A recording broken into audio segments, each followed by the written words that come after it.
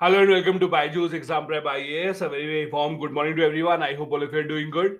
I welcome you all to the last class of governance. We'll wait for a couple of minutes, let everyone join the class, and then we'll begin. Thank you so much.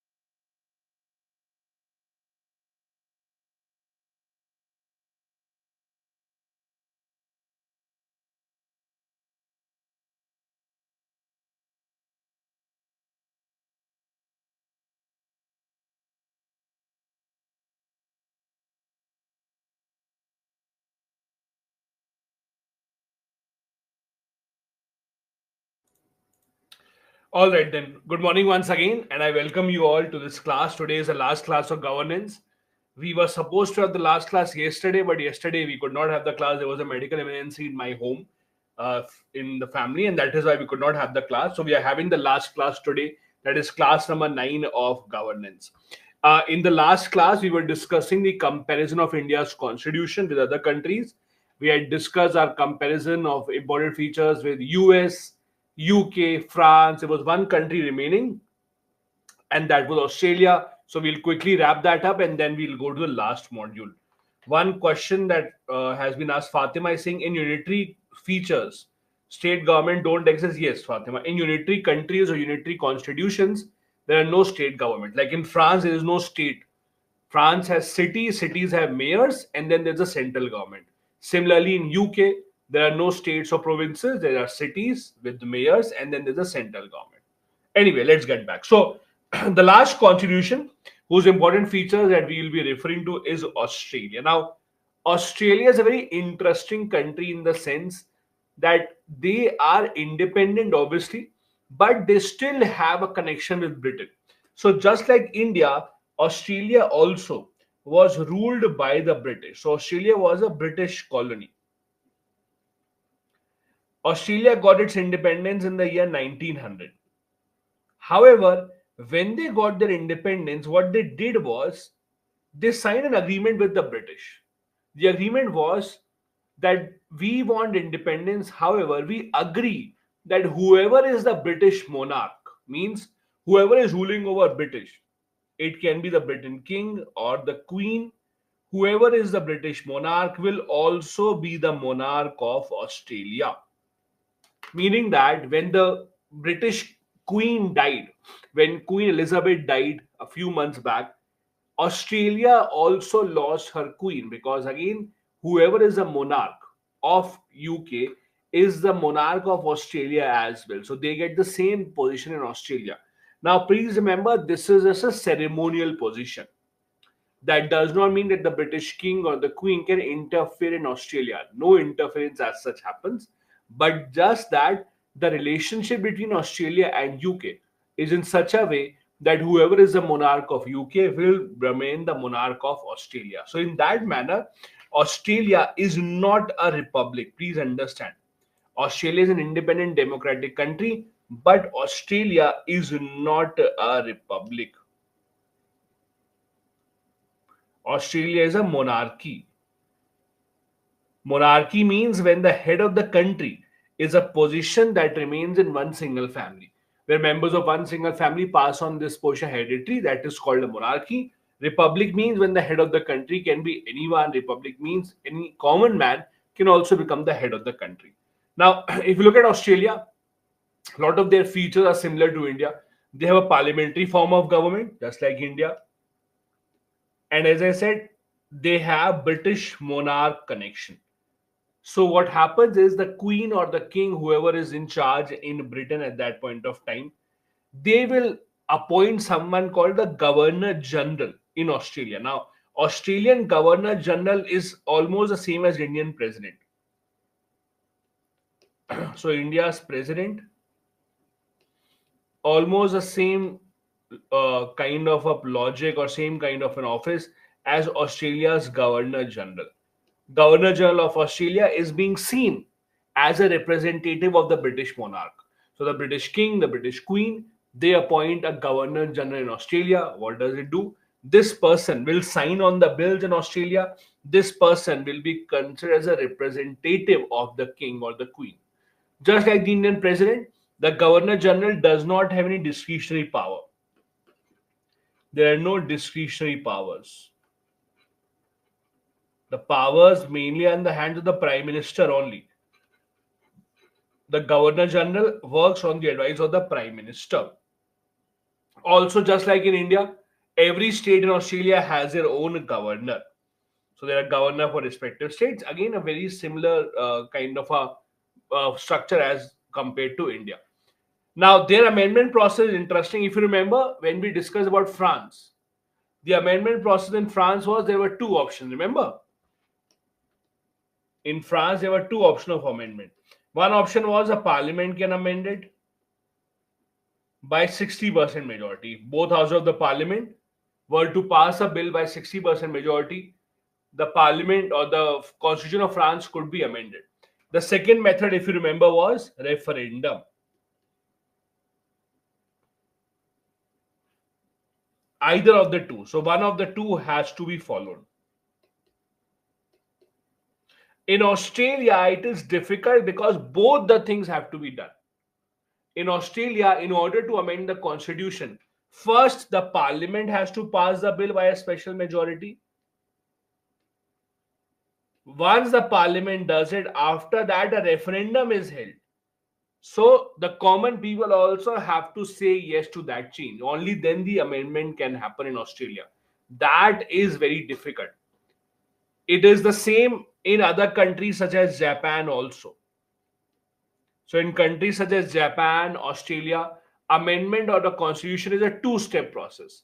First step, the parliament, that is the elected representatives of the people, they will first see if they have to amend the constitution or not.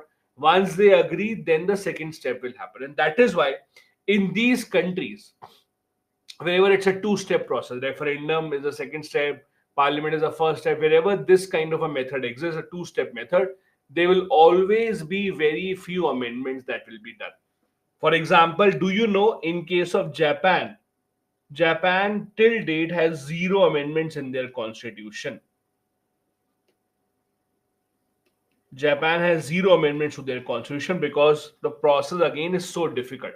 In Australia, also, only 8 amendments have been done so far. Only 8. Because when you make it a two-step process in the way that the parliament first has to do it, and the referendum will also be have to be in favor of it, it becomes a very difficult process. So Australia has only seen 8 amendments to their constitution, while Japan, that follows a similar process, has not seen even one single amendment in their constitution.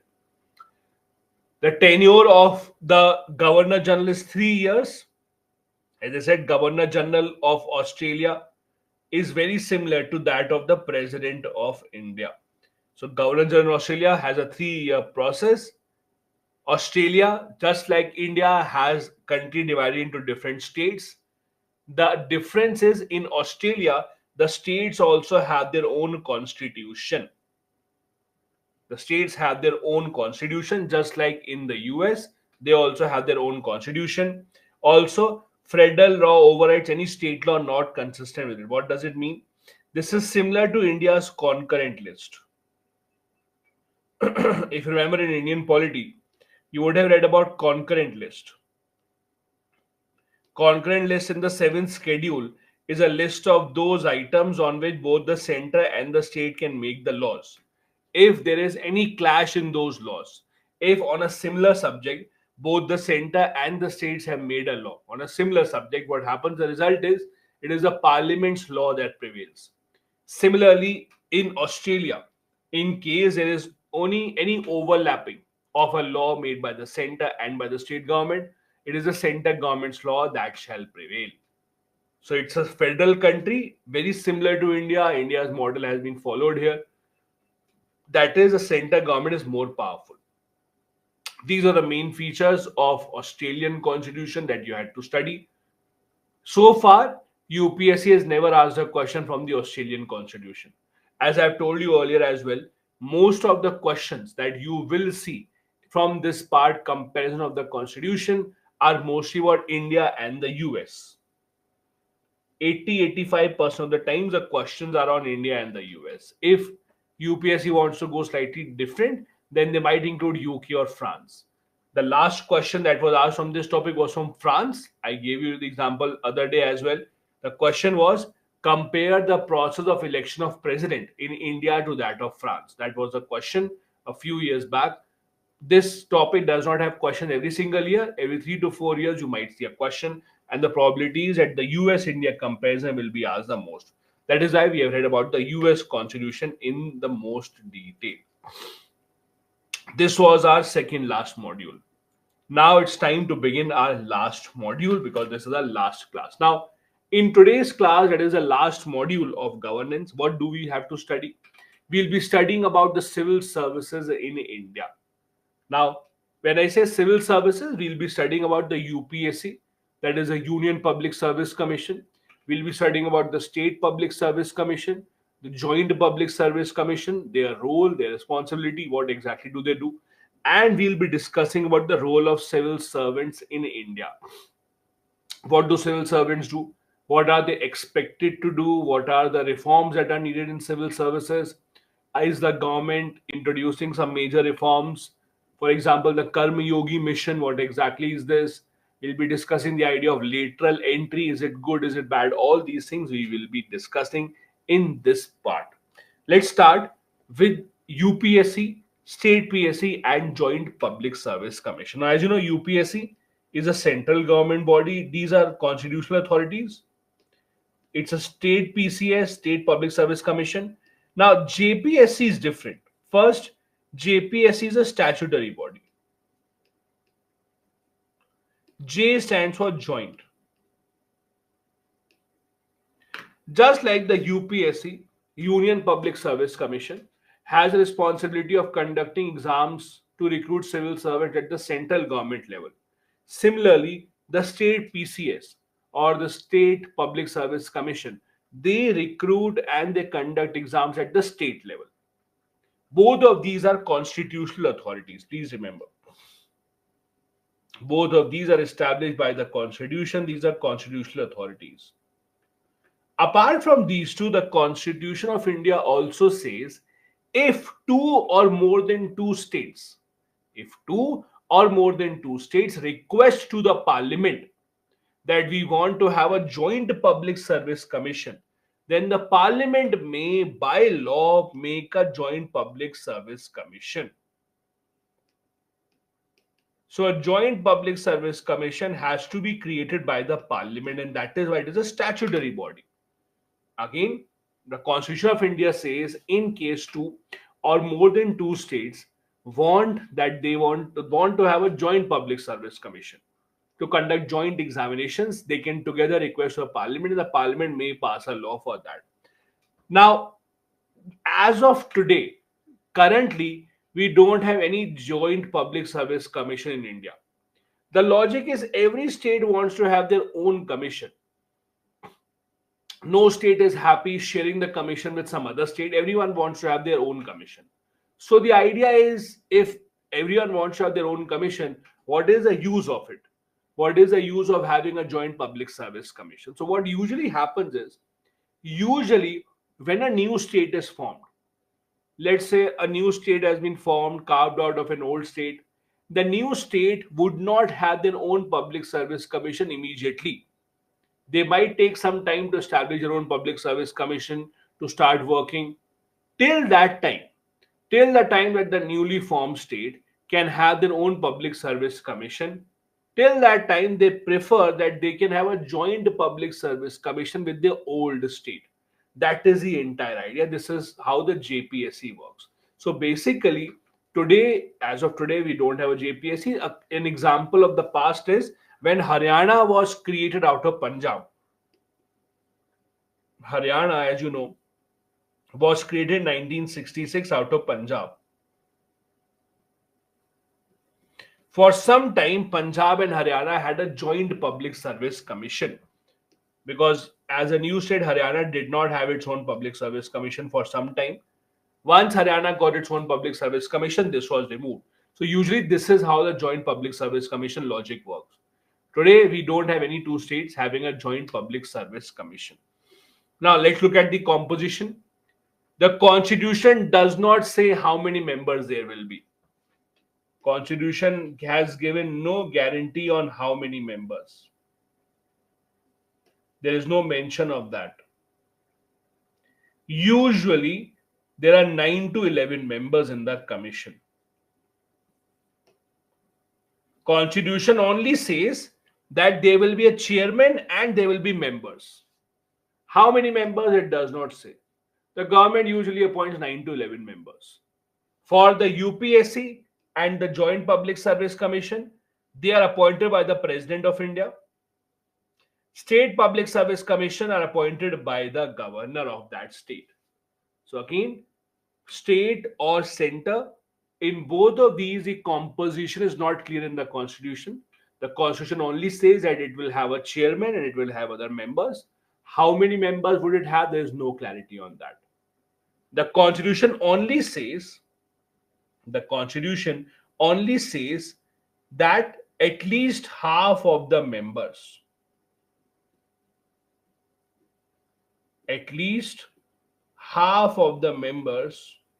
should have had 10 years experience working under the government.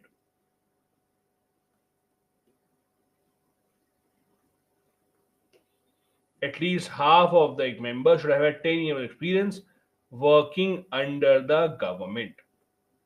That is the only thing that the Constitution says. Again, I'll repeat, the Constitution does not tell clearly how many members will there be. It just says there shall be a chairperson and there will be members.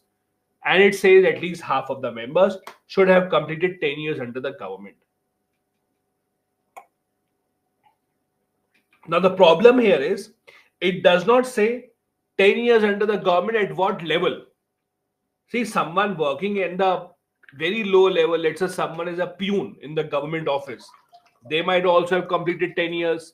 Someone who might have spent a lot of years as an IAS officer, that might also be 10 years. So there's no clarity at which level should the 10 years be completed, but that is what the Constitution says. As I said, other qualifications have not been prescribed. The only qualification is this: half of the members should have held at least a post in the government of India or government of state, both of them are included, for at least 10 years. The tenure for UPSC and for state PSC officers, both of them is 6 years. So whoever works in the UPSC or state PSC work for 6 year tenure. Retirement age is different. 65 years retirement age for UPSC, 62 years retirement age for those who are working at the state level. Maybe the State Public Service Commission or the Joint Public Service Commission, for both of them, retirement age is 62. At the center, retirement age is 65. Salary, etc. You don't have to remember. The UPSC will never ask you salary of someone because it keeps on changing from time to time. So UPSC will not focus on salary. But if you are interested, the UPSC members, the chairman get 2.5 lakh and members get 2.25 lakh as a salary. But again, not important for the examination point of view. So you can skip this part. Removal process of UPSC members. We have been reading about this ever since we began governance. Ever since we began governance, I've been telling you that the removal process of UPSC members is the same as it is followed in many other cases. Information Commission, Vigilance Commission, Lokpal, National Human Rights Commission, all of these have the same removal process. The President of India can remove the members. For that, the President of India has to ask the Supreme Court to conduct an inquiry. So they'll first ask the Supreme Court to take up the matter to conduct the inquiry. Supreme Court will see if a person is insolvent. Insolvent means bankrupt.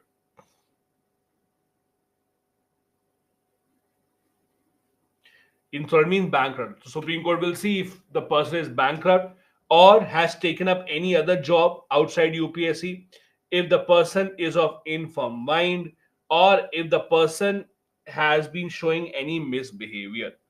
On all of these grounds, the Supreme Court will conduct the inquiry. The Supreme Court thinks that yes, the person is guilty, the person will be asked, or the Supreme Court will ask the president for removal, and the removal will happen. The same process followed in all of these. We have been studying this since the very first class of governance. Now, about the UPSC members, there are some provisions given in the Constitution.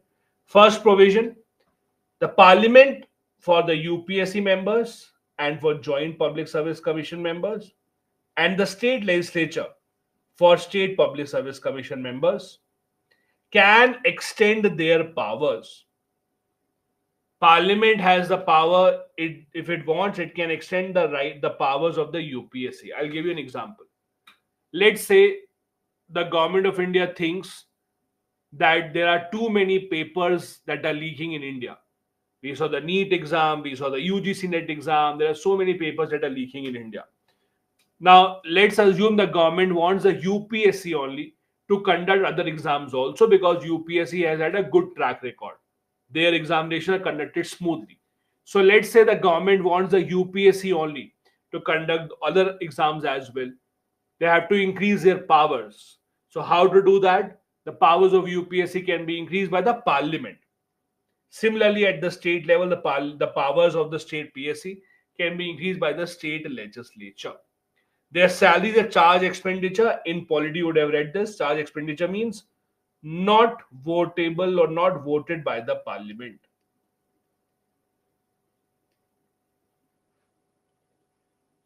Means, let's say if the salary has to be given to them on the first of every month. So when the first of the month arrives, or when the date is first, the salary will automatically be sent to their account. The Parliament does not have to vote separately on it. It will automatically go into their account.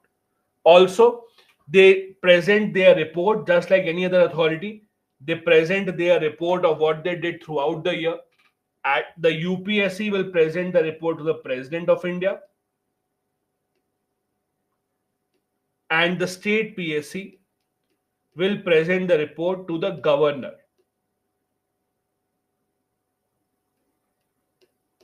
These reports are presented to the president and the governor. They will then send the report to the Parliament. The president will send the report to the Parliament for discussion, and the governor will send the report to the state legislature for discussion. The report basically contains the details of the work that they did throughout the year. Let's say the exam that they conducted, how many people appeared for the exam, who were the people who were selected, any action that they took, any advice that they gave to the government, all of that will be in their annual report that will be submitted. Now, if you look at the UPSC, for example, UPSC performs two types of functions. First are mandatory, means they have to do this. No matter what, they will have to do this. This is mainly conducting exams.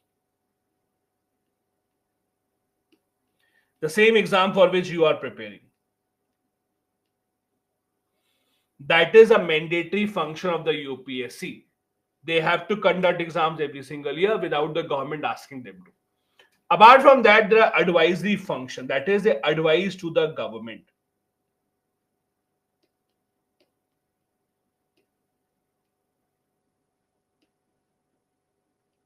Now, please understand something. The one mistake that we do is we assume that the job of UPSC is just to conduct examination, but that is not true. The job of UPSC is much, much, much more than just conducting examinations. For example, after the exam is conducted, if you become an IAS officer or you become any central service officer, your job or your entire career will be attached to UPSC. How? In your entire career, in your entire professional life, whenever the government has to take any action, let's say the government wants to transfer you, or the government wants to change your service, or the government wants to take any action against you, whatever the government wants to do, anything that the government wants to do for or against an officer, the government will first ask the UPSC. The government will first ask the UPSC about their opinion. They will ask, what do you think? Is this officer good enough? Should this officer be transferred? Should this officer be given this assignment or not? Everything that is concerning these civil servants, the government, before taking any action, will first ask and consult the UPSC. The UPSC will then give advice to the government. The government may or may not accept this. This advice is not binding on the government.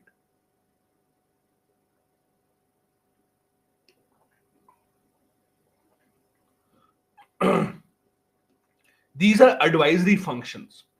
Again, first is a mandatory function. Mandatory function, something that the UPSC does every single year. They are not asked for it specifically.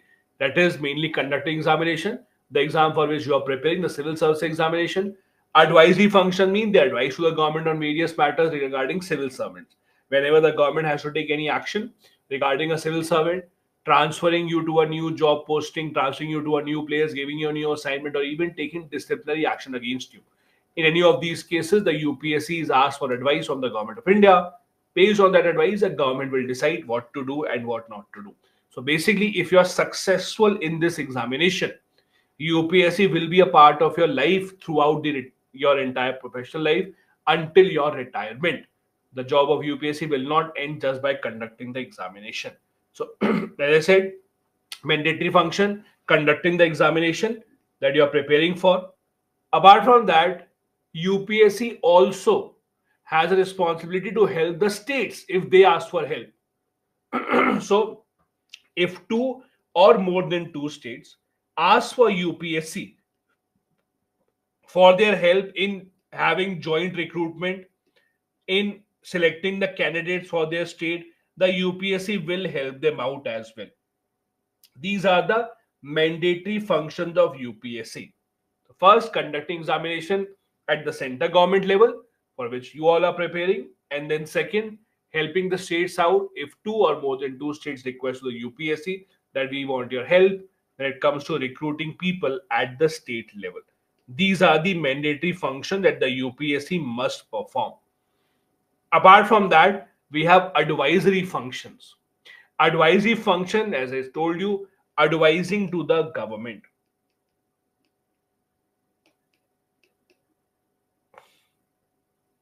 Remember, none of these advices are binding on the government. These are suggestions. First, if the government has to recruit any other people apart from these examinations, UPSC will advise about how to recruit other people. So the government directly has to recruit 5 people, 10 people. They can't conduct the entire UPSC exam for them. So UPSC will advise to the government that apart from this exam, if you want to recruit other people, how do you recruit them, what process to follow, what to look into, and what to not look into. Second, they also help the government in making promotions, transfer from one service to the other. While giving these transfers, promotion, etc., the government will first consult the UPSC.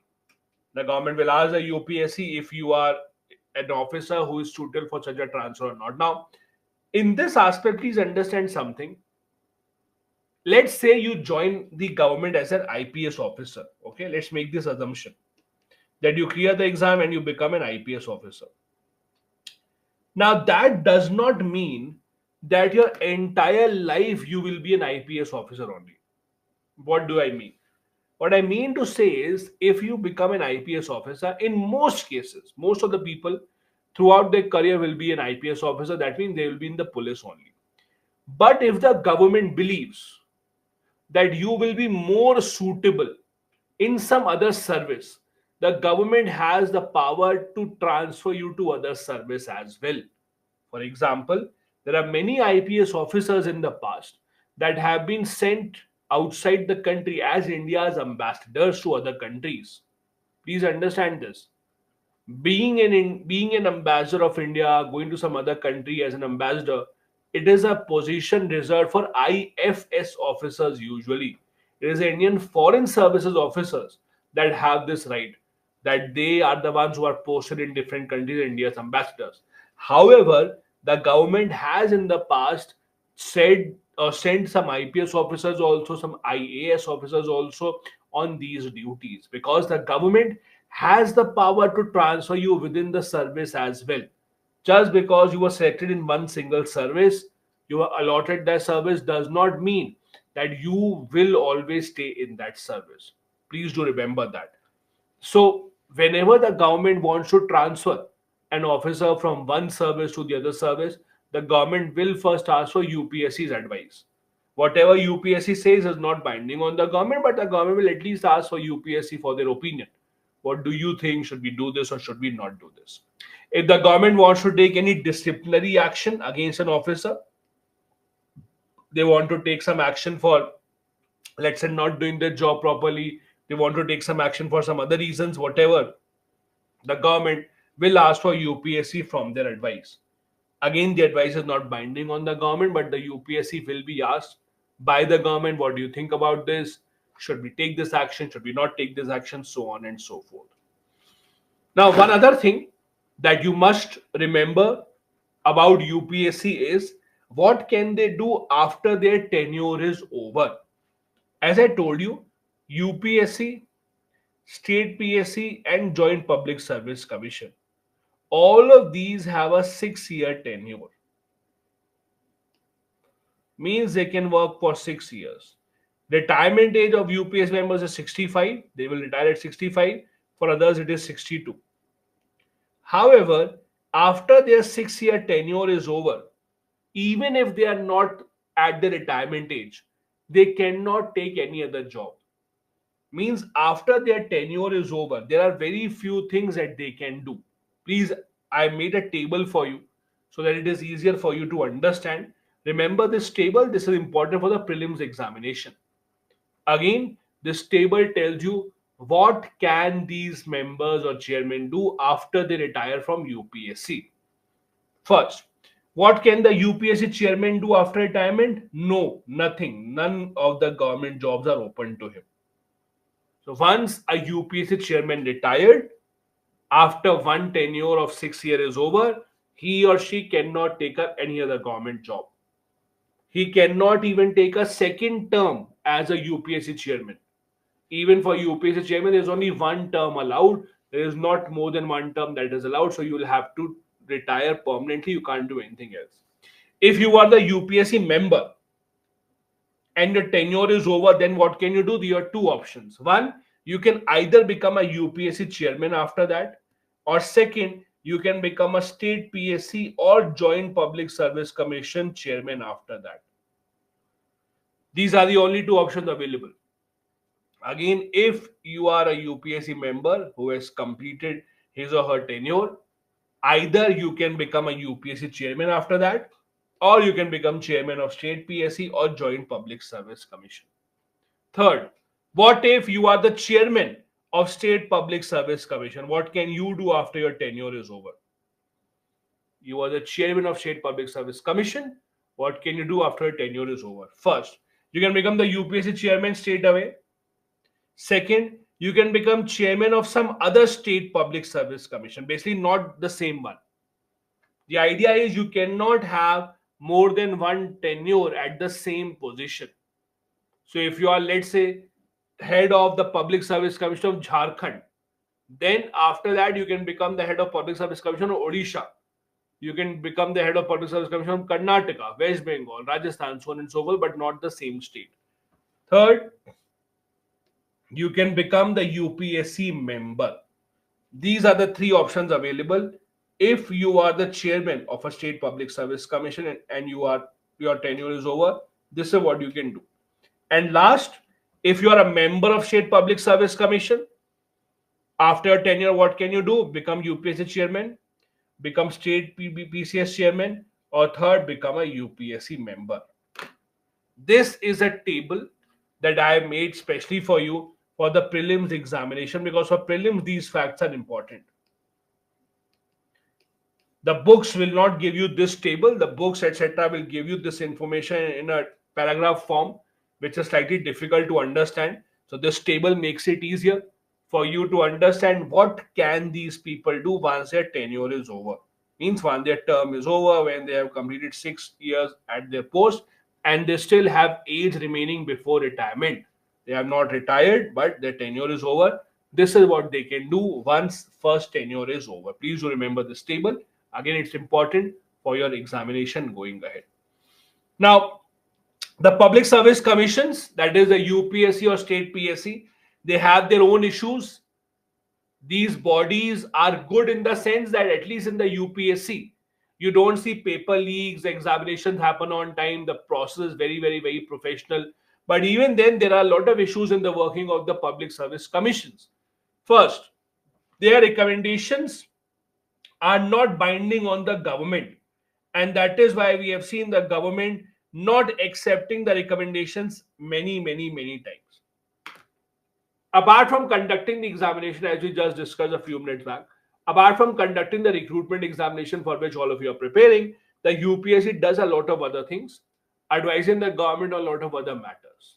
However, those advices are never binding on the government, and that becomes a problem. Because these are not binding on the government neglects them, the government overlooks them, and that becomes an issue. Second problem, they generally apply one size fit all approach to all services. Means, what exactly is this?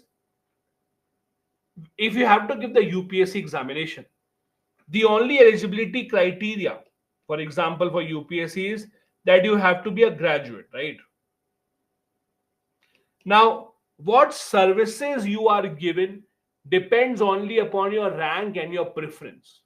Meaning that whether you become an IAS officer, IPS officer, revenue services officer, railway officer, all of that will only depend upon your rank and your preferences. Means your educational background, your professional experience does not matter.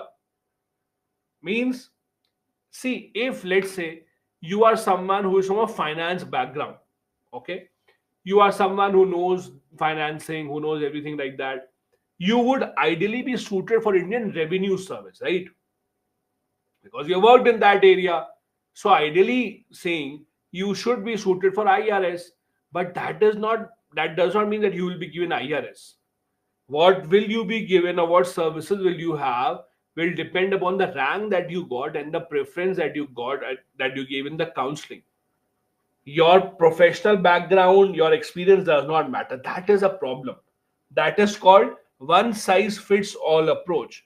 One size fits all approach means rather than looking for speciality, rather than looking for people who have worked in that area, the UPSC in its examinations that are conducted looks at one size fits all approach, meaning that they look at candidate from a generic background, from a general background, so that they can fit them into any of the services.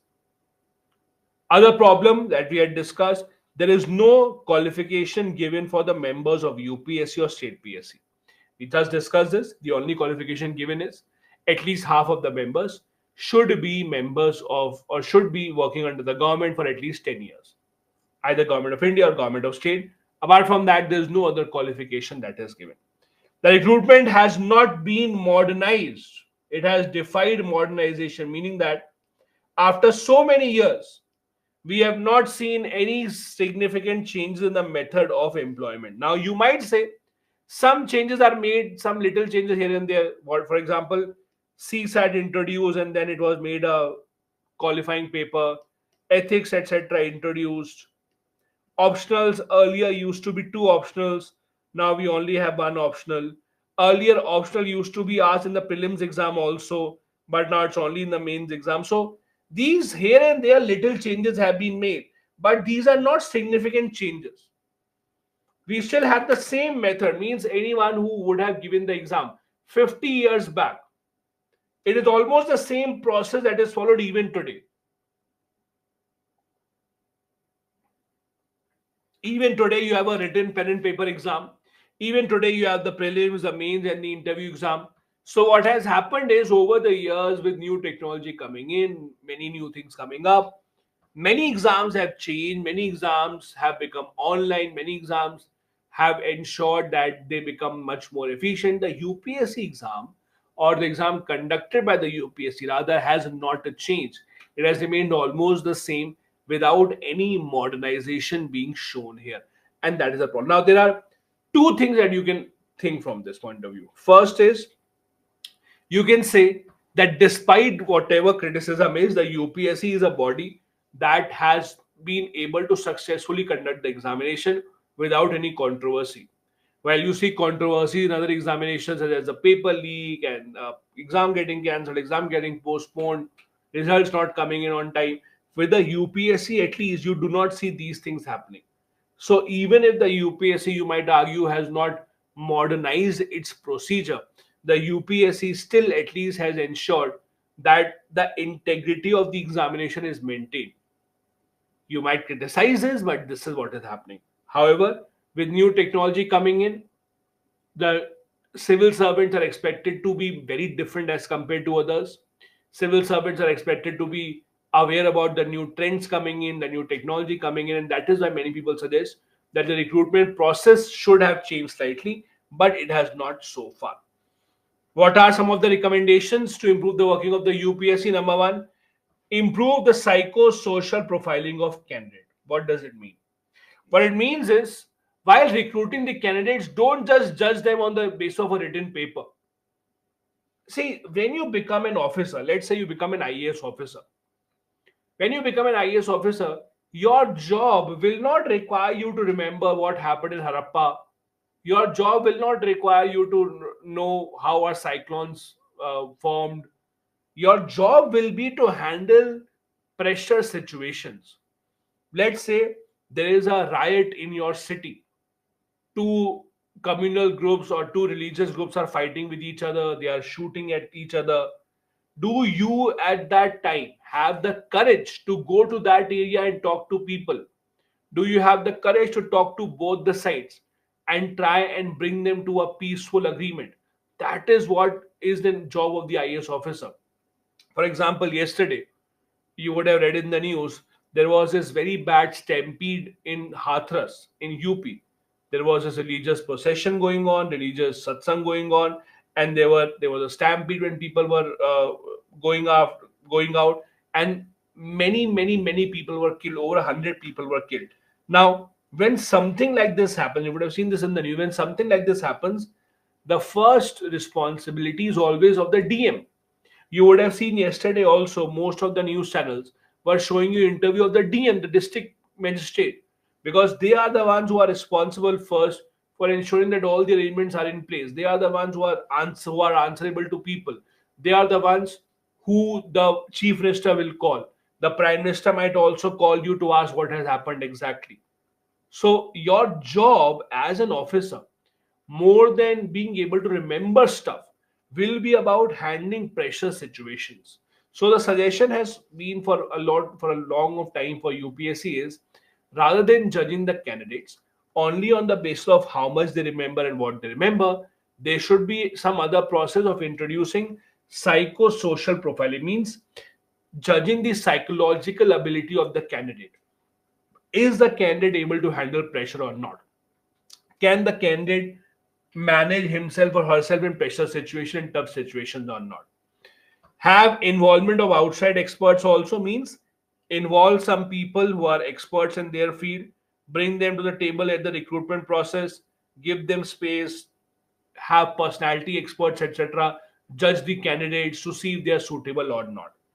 Replace a one size fit all approach, as I discussed, with a job centric approach. Means while appointing services, while choosing officers for different services, we should look into their background as well. What is their educational qualification? What is their job experience? What will they be suitable for? Rather than just allotting service based on their rank and based on whatever their preferences, we should rather at least look into what exactly are they best suitable for, depending upon their education and depending upon their experience, if they already have an experience. The UPSC might also convert itself into a research and development organization.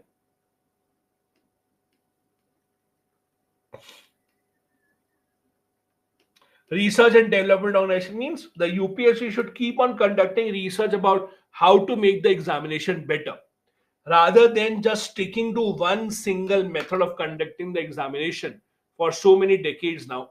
Rather than making any changes here, the UPSC is recommended that they should look into, or they should work as a research and development organization, see what can be made different or what can be done different, what can be done better, so that they can choose the perfect candidate or choose the best candidates going forward.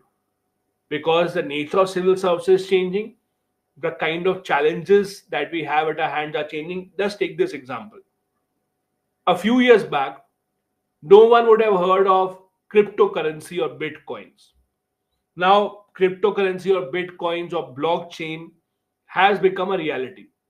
Now, the government depends upon the civil servants to make policies on these matters. Let's say the government wants to make a policy on cryptocurrency.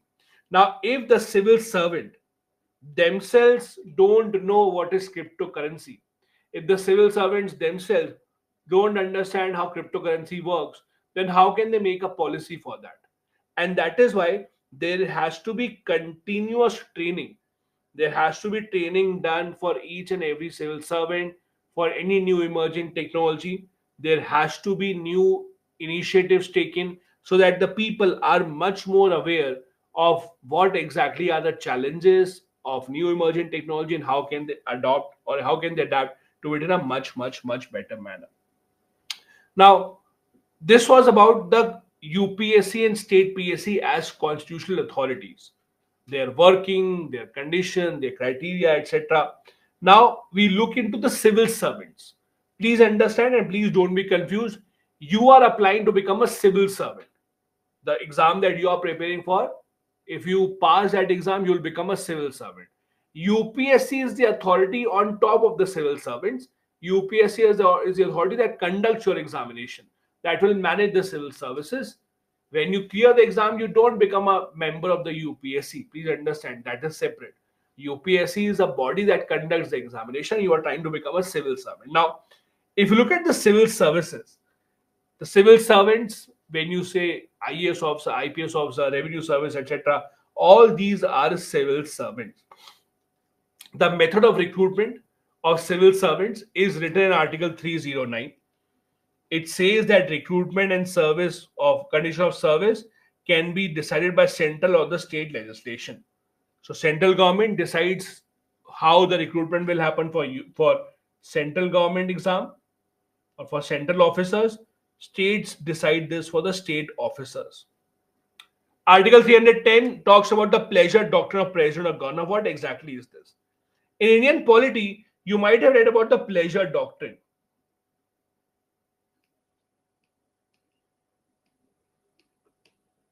in Indian polity. You might have read about something called the pleasure.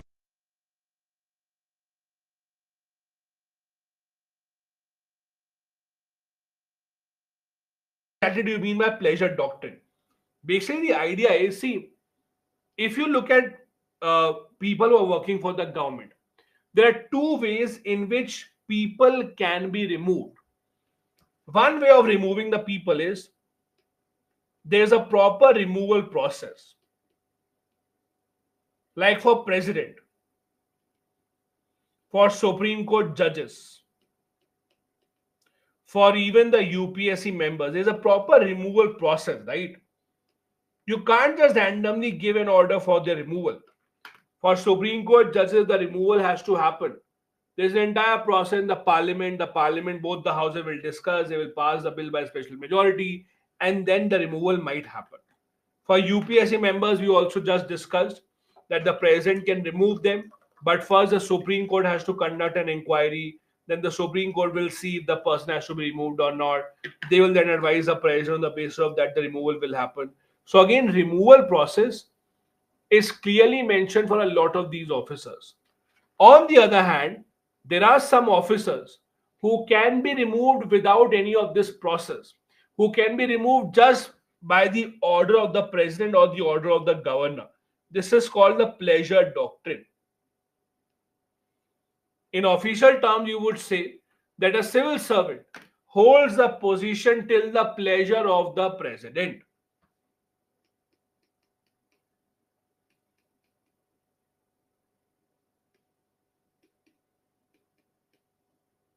And a civil servant holds a position till the pleasure of the president. Now, what do you mean by pleasure of the president is that they can be removed just by the order of the president and no other process is required.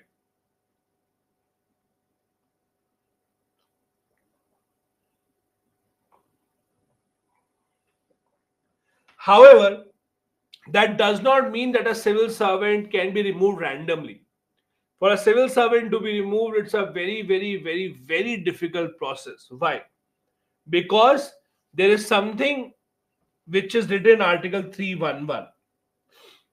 Reduction in rank can be done, but reasonable opportunity should be provided. Means, if any action has to be taken against a civil servant, dismissal, removal, reduction in rank means demotion. If any of this has to happen, first you will be asked your view.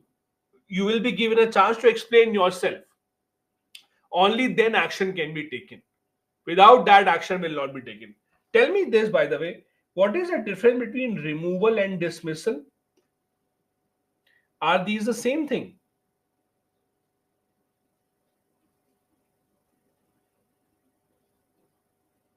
What do you think? If not, then what is the difference? What is the difference between the two? Dismissal versus removal.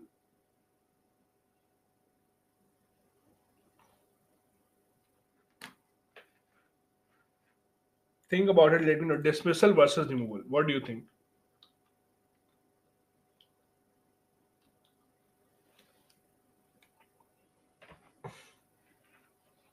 Okay.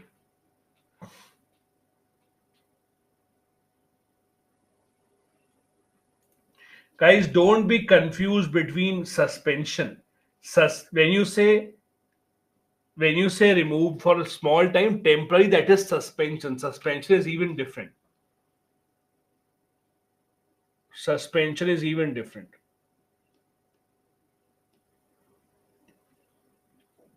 Okay, let me tell you. First, let's talk about suspension. Suspension is temporary. Suspension is temporary in nature. Temporary means you are suspended for some time and then you will come back to service. So basically, you will come back to service after some time. That is called suspension. Suspension, let's say, can be for 6 months, 2 months, 3 months, whatever, depending on whatever you did. Dismissal and removal, the difference is dismissal is very serious offense, meaning that you can't apply for the job again. You can't apply for the job again. Basically, you are dismissed.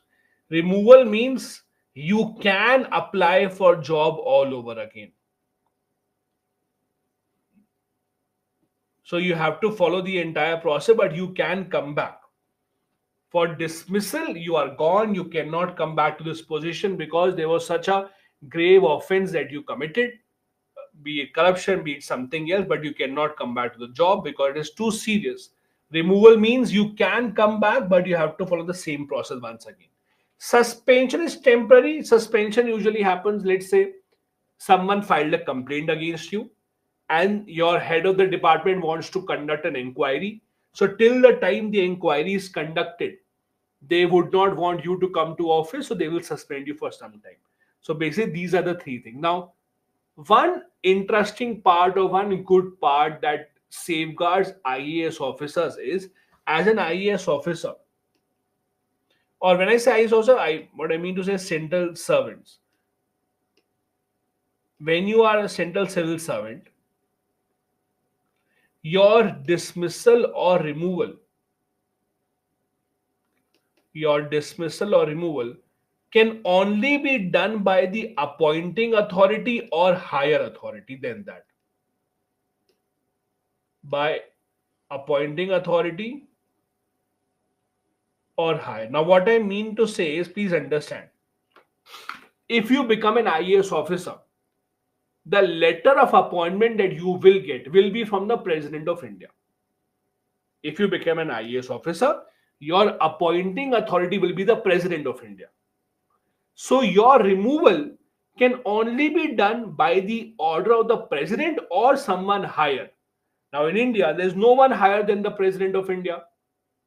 So meaning that as an IAS officer or an IPS officer, your removal or your dismissal can only and only be on the orders of the President of India, because the law says that your dismissal or removal can only be done by the same authority who appointed you or by an authority higher than that. So higher than that does not exist in India. So you have to be, or you can be removed or suspended only by the President. What happens at the state level? If you're a state civil servant,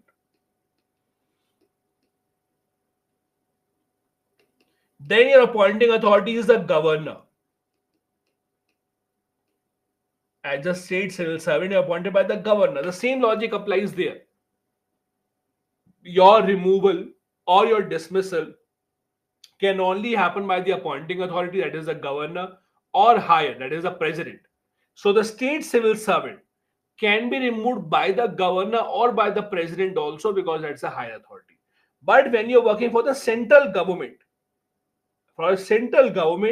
you cannot be removed by anyone else except the president, because there's no one higher than the president.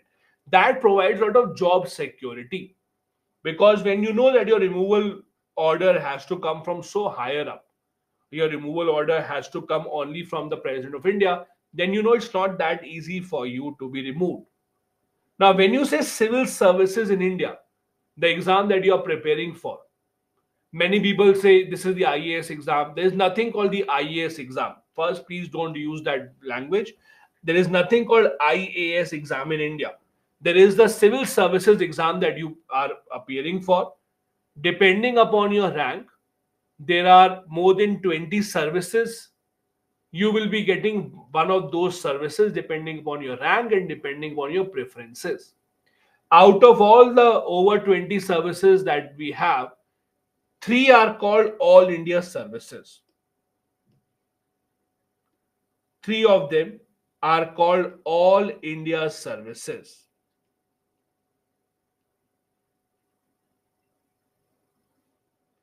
Which are these three? As you can see in front of you: IAS, IFS, this FS Forest, and IPS.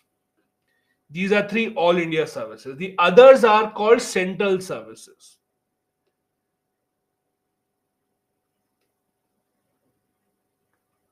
Like Revenue Service, Foreign Service, Railway Service, Postal Service, Defense, whatever other services that you have, those are called Central services. When you say All India service, you only have three All India services: IAS, IPS, and IFS. Now, what exactly is the difference between the two? The difference is when you say all India service, or in all India service, you are given a cadre. Cadre means a state where you will be working. So you are given a state, and for your entire career, you will work in that state or at the center government level. When you are given a state, when you are given a cadre, that means that as an all India service officer, you are reporting to both center and the state. You are reporting to the state government also, reporting to the center government also. That is an IAS officer. All India service includes IAS, IPS, and Indian Foreign Service. You are given a state cadre, you work there, you're under the control of both the center government and the state governments. Central services officers have no connection with the state. No cadre is given. You can work anywhere across the entire country. No state authority control. You are only working under the central government. You are not responsible to the respective states. You only work under the central government. When you say I am preparing for IAS exam, as I told you, there is nothing called an IAS exam. IAS is one of the services, one of the All India services that are offered through this examination.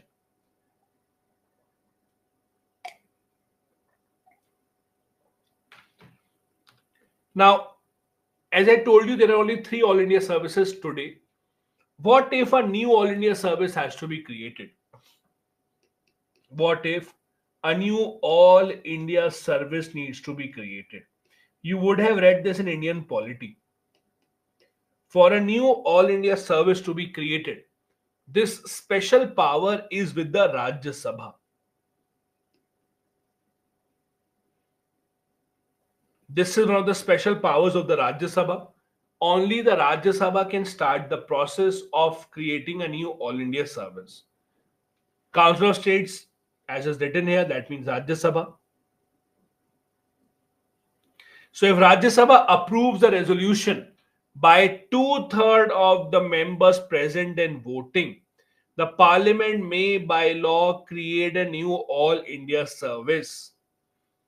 Right now, there are, as I said, only 3 All India services. There are talks about creating more All India services. For example, there are mainly 2 other services that a lot of suggestions have been given about. Indian Judicial Service, many people want that to be set up.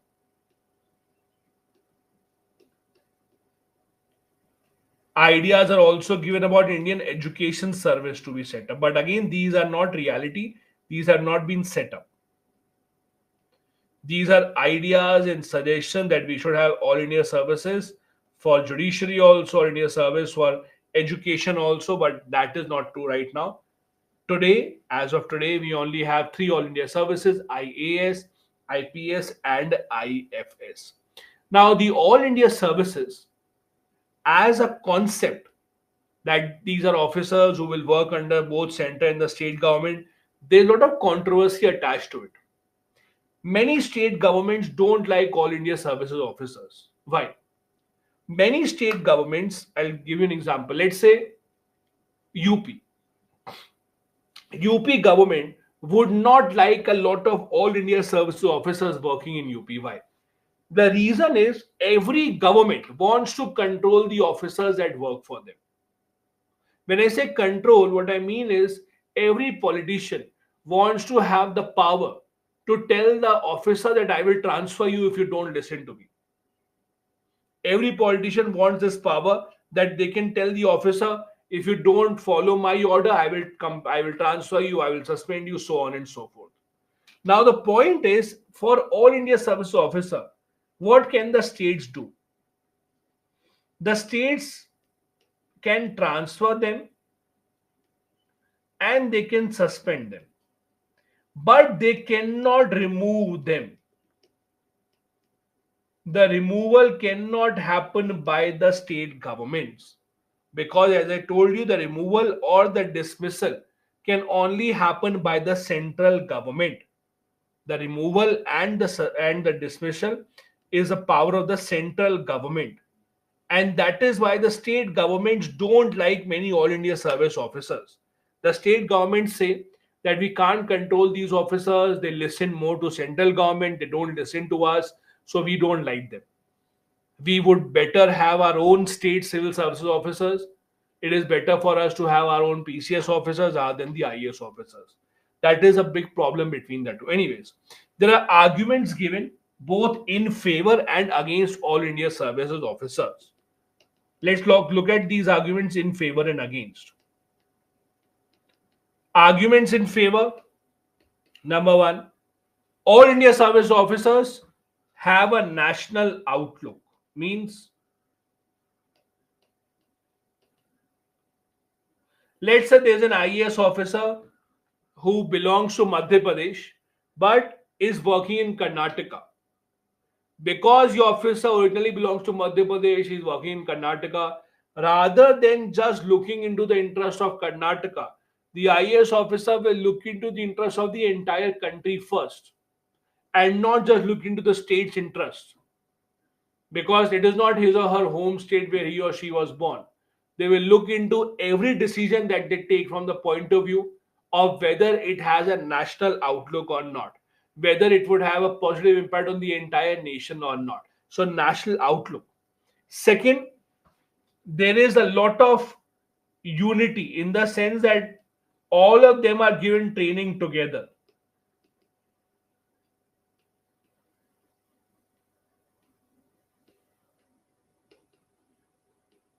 All the All India service officers are selected by the UPSC. They all give this examination. All of them have the training at the same time, at the same place. So there's a lot of brotherhood amongst these officers. So there is a great kind of a collaboration between officers in one state to the other state. And that really helps. There are so many live examples. For example, a few years back, there were very bad floods in Kerala. And when you have flooding, you need certain boats to evacuate the people. Now in Kerala, when you needed boats to evacuate the people, the government did not have enough boats. So rather than following the official process, many IAS officers had their friends as DMs and collectors in a neighboring state such as Tamil Nadu. So they just called on their one-to-one personal basis. They asked their friend, "Can you send me some boats?" They sent the boats and then they returned the favor later on. So when you have this personal connection with the All India Services officers, all of them being trained together, all of them working together, it helps them in collaborating in a much better way. Third, they are not under state's control, means not under pressure of state,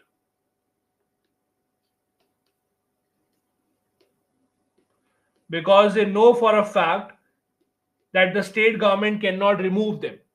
They know that it is a central government, it is the president of India whose orders can have to be given for their removal. The state government does not have the power to remove them. So they work fearlessly. Next, they also, because all of them have been given same level of training, there is no disparity in training. So you don't have a situation where a police officer and IPS officer in Assam has been given a different training than an officer in Kerala. All of them have been given the set standard of training, so there is uniformity across the country. You do not have a situation where in one place they have been given a different training as compared to the others. This problem does happen when you have a state-wise division. In a state-wise division, people are given different types of training, different levels of training, and that is why there is no uniformity amongst the people who have been given the training. And this is something that we do not see in all India services, since there is no disparity. On the other hand, there are arguments against all India services. First argument is the states say that they are more, uh, let's say, more loyal to the center.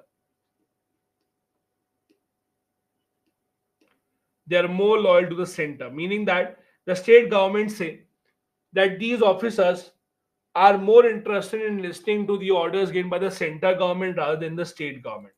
They are not concerned with what the state government is doing. They are not concerned with what the state governments uh, would want to do with them. They are more concerned with either central government is happy with them or not. Because many of these officers want to get transferred to Delhi. Many of these officers want to have their retirement in Delhi. They don't want to live in the different states. So they're more loyal to Delhi as compared to state governments. That is a big problem. Second big issue, might not be aware of local culture.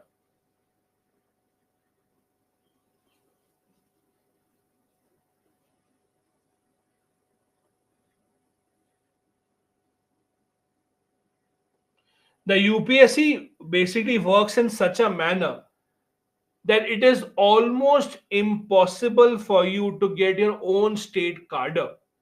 Means, let's say if you are from West Bengal,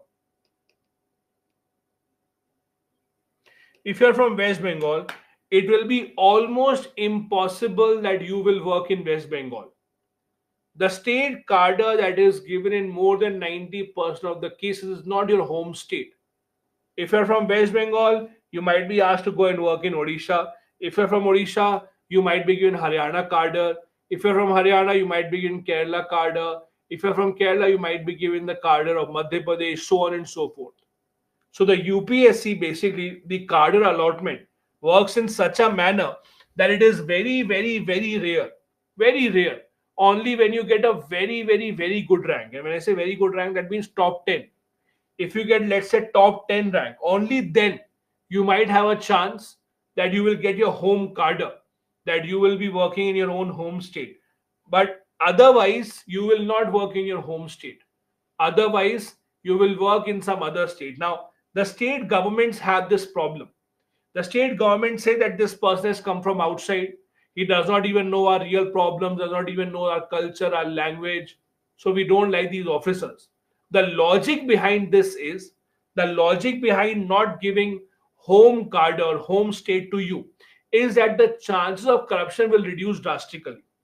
If you become an IAS officer and you work in your own state, in your own city, in your own district, the chances that you might give favor to people are much, much, much higher.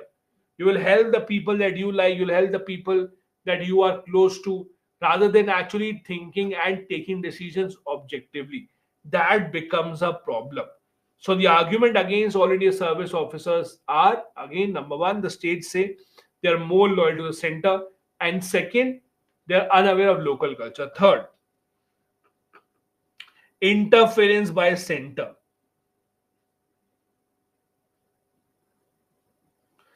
This is especially seen in states that are run by opposition parties, let's say West Bengal,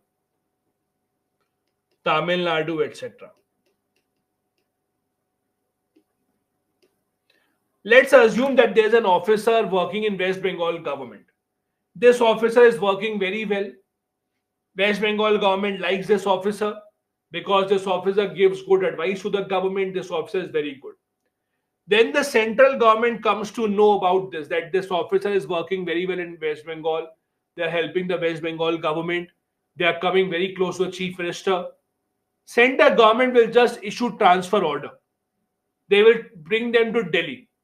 They will say, no, no, no, we need you in Delhi, come back. Now, this becomes a problem.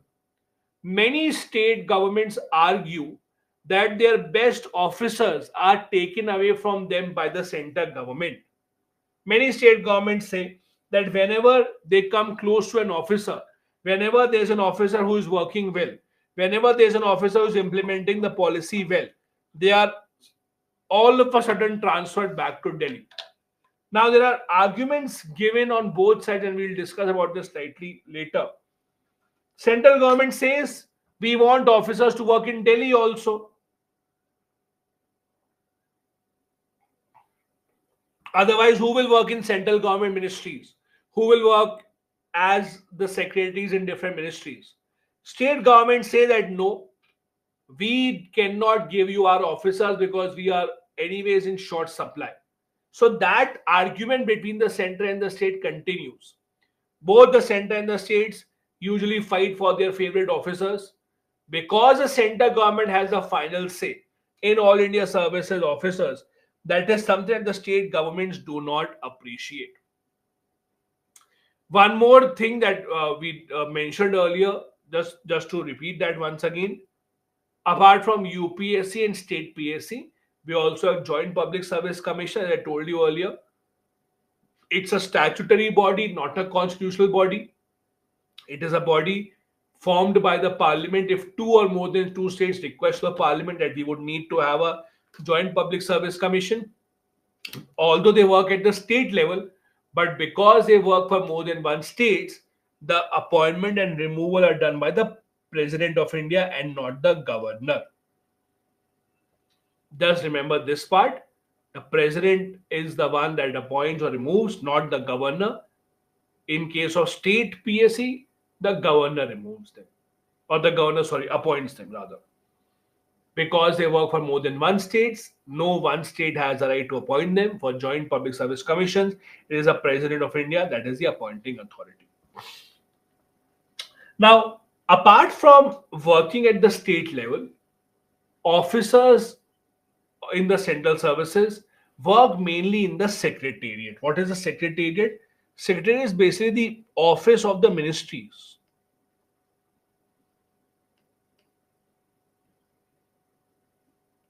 Like the home minister, finance minister, defense minister, external minister, all of them have these offices. These are the secretariats.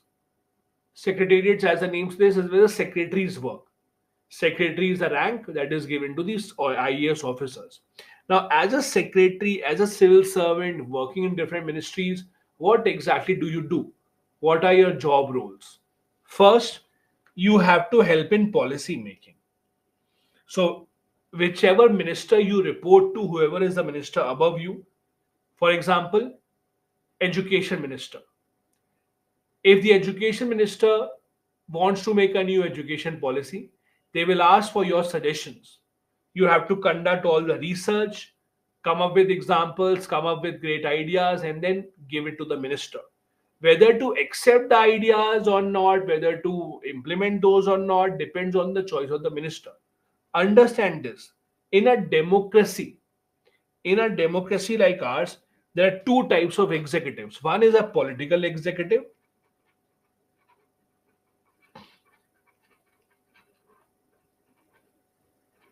Other are called permanent executive.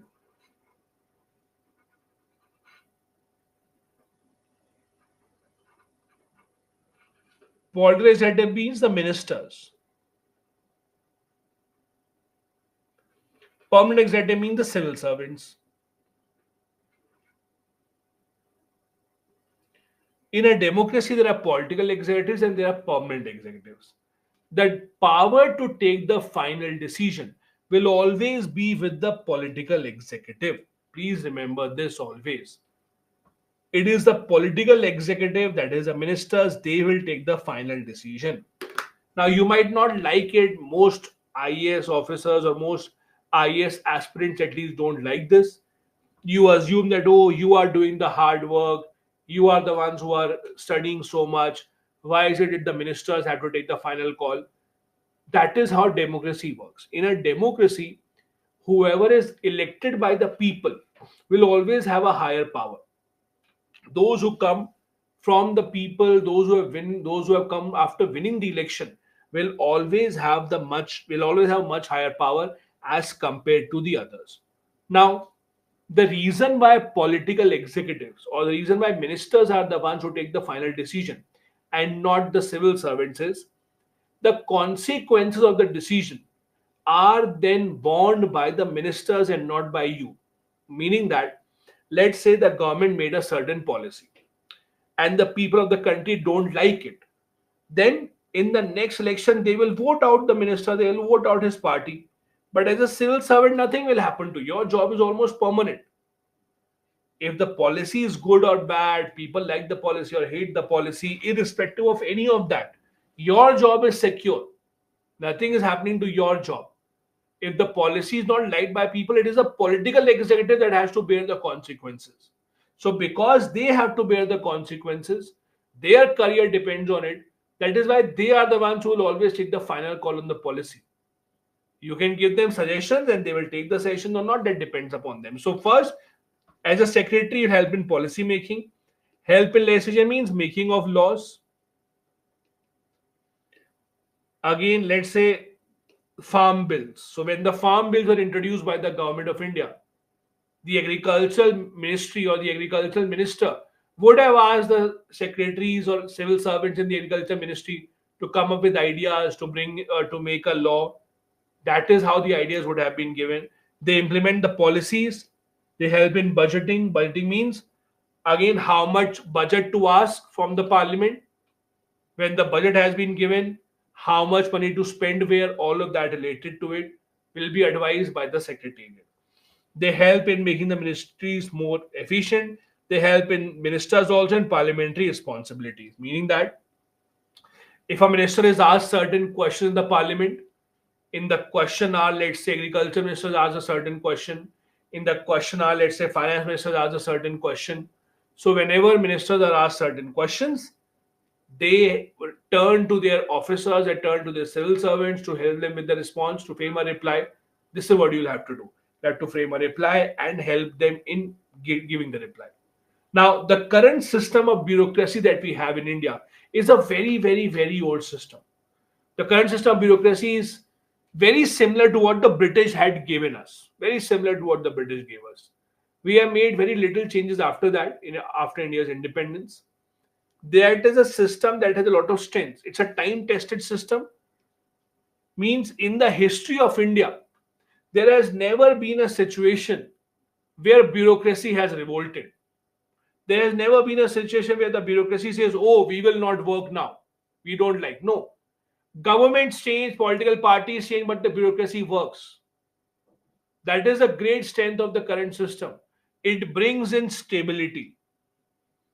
After every 5 years, again, the government might change. The people in power might change, but at the background, whoever is working will remain the same. That is why you will see continuation policies. That is why, if let's say elections happen and the government changes, nothing changes overnight from tomorrow. As a common man, your life will remain the same. Nothing overnight changes just because we have a new chief minister or a new prime minister. Nothing will change overnight for you. Why? Because that continuity, that stability is given by the bureaucrats. They are the ones who are implementing the policies. They are the ones making sure that the same policies continue rather than abruptly changing all of a sudden. They ensure political neutrality, at least on paper. Many civil servants now retire early and they join the political party. Many civil servants have been doing this across the country. Look at our railway minister. Foreign minister did not retire early, but foreign minister also joined a political party. Then we have Hardeep Singh Puri. In the earlier government, he was the urban affairs minister. So a lot of civil servants do join political parties after a time, but at least when they are working, they are expected to be politically neutral. They're expected to ensure that their political inclination or their political preference does not impact their decisions or their advice to the government. They provide a national unifying outlook. As I told you earlier as well, as an all India service officer, the idea is that you bring nation first. Rather than thinking from the point of view of the states, think from the point of view of the nation.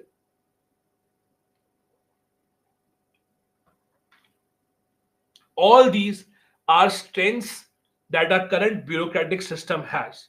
At the same time, our current bureaucratic system also has many weaknesses. Many people criticize the current system. First, emphasis on routine work. So rather than bringing something new, rather than introducing new technology all of a sudden, you will see bureaucracy focuses on the routine work. Means they want to follow the rules.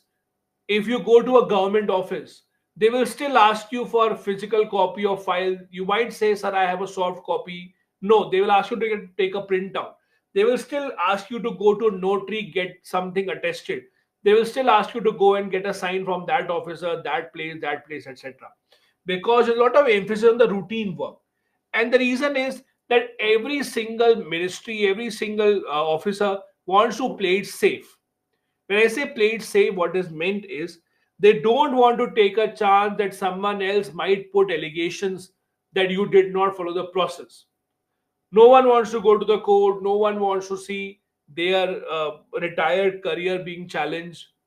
Everyone wants to play safe, even if it takes more time. They are happy doing that. There is a lot of proliferation of ministries and departments. Proliferation means when you increase population.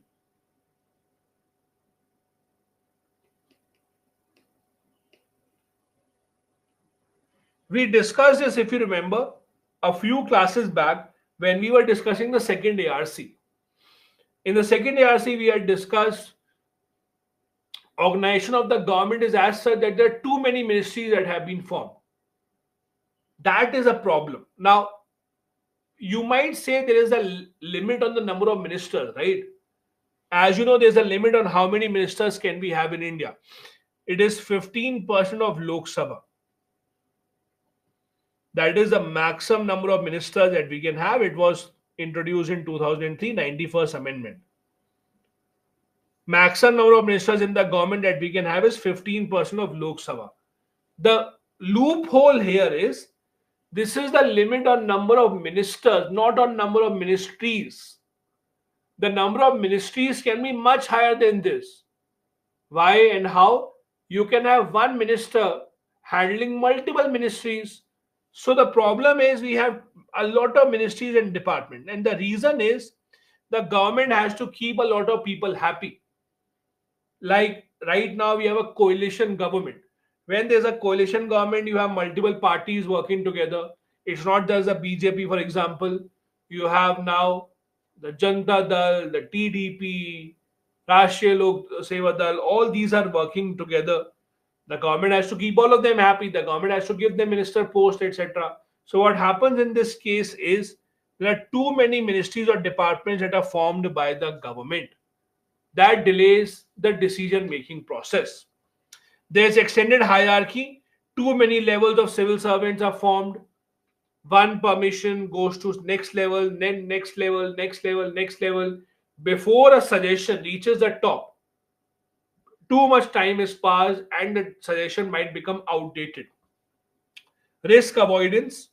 I've told this earlier as well. India's history has always been that we are not a country that takes a lot of risks. Whenever a new technology emerges or comes up, we as a nation first wait for the other countries to decide. And I'll give you real examples.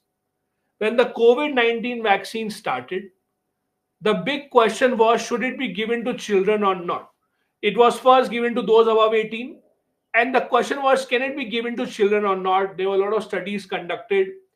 Many countries started doing that. India waited and waited and waited. We waited for many countries to do that and only then we took the decision. Take an example of GM crop, genetically modified crops. GM crops are technology many countries have been adopting around the world. In our neighborhood, look at Bangladesh. Bangladesh has adopted GM crops in a big manner. But despite all of that, India did not take a decision on most of the crops. Even today, we only have GM cotton that is permitted. Nothing else is permitted. Permissions are given, then taken back, given, then taken back, because we want to avoid the risk and we want to see first what is happening in other countries and only then we decide. Then in a lot of ministry, there is fragmentation of function. Fragmentation means division. When you have, let's say, 20 people working, the same thing that could be done by 5 people. How do you keep 20 people busy? You divide the functions. So you divide a lot of functions that 5 people could have done earlier, but you just keep on dividing it, fragmenting it. While fragmenting, what happens? You slow down the process.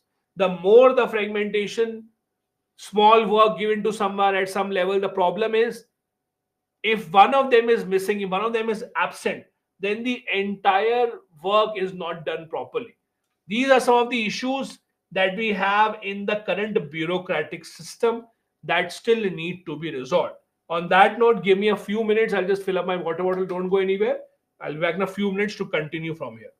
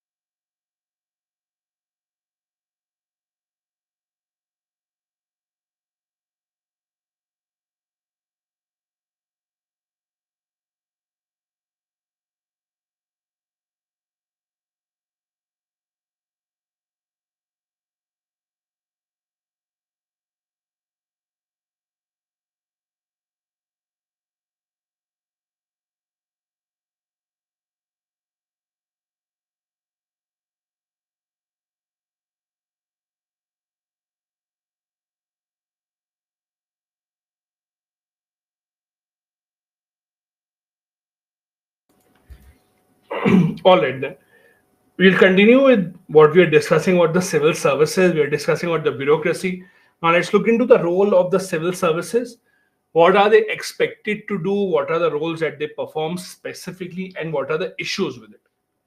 Now, one of the things that we have to understand about civil services is they are expected to be completely neutral, in the sense that they are expected to ensure that whatever advice that they give, whatever suggestion that they are given, it is all neutral.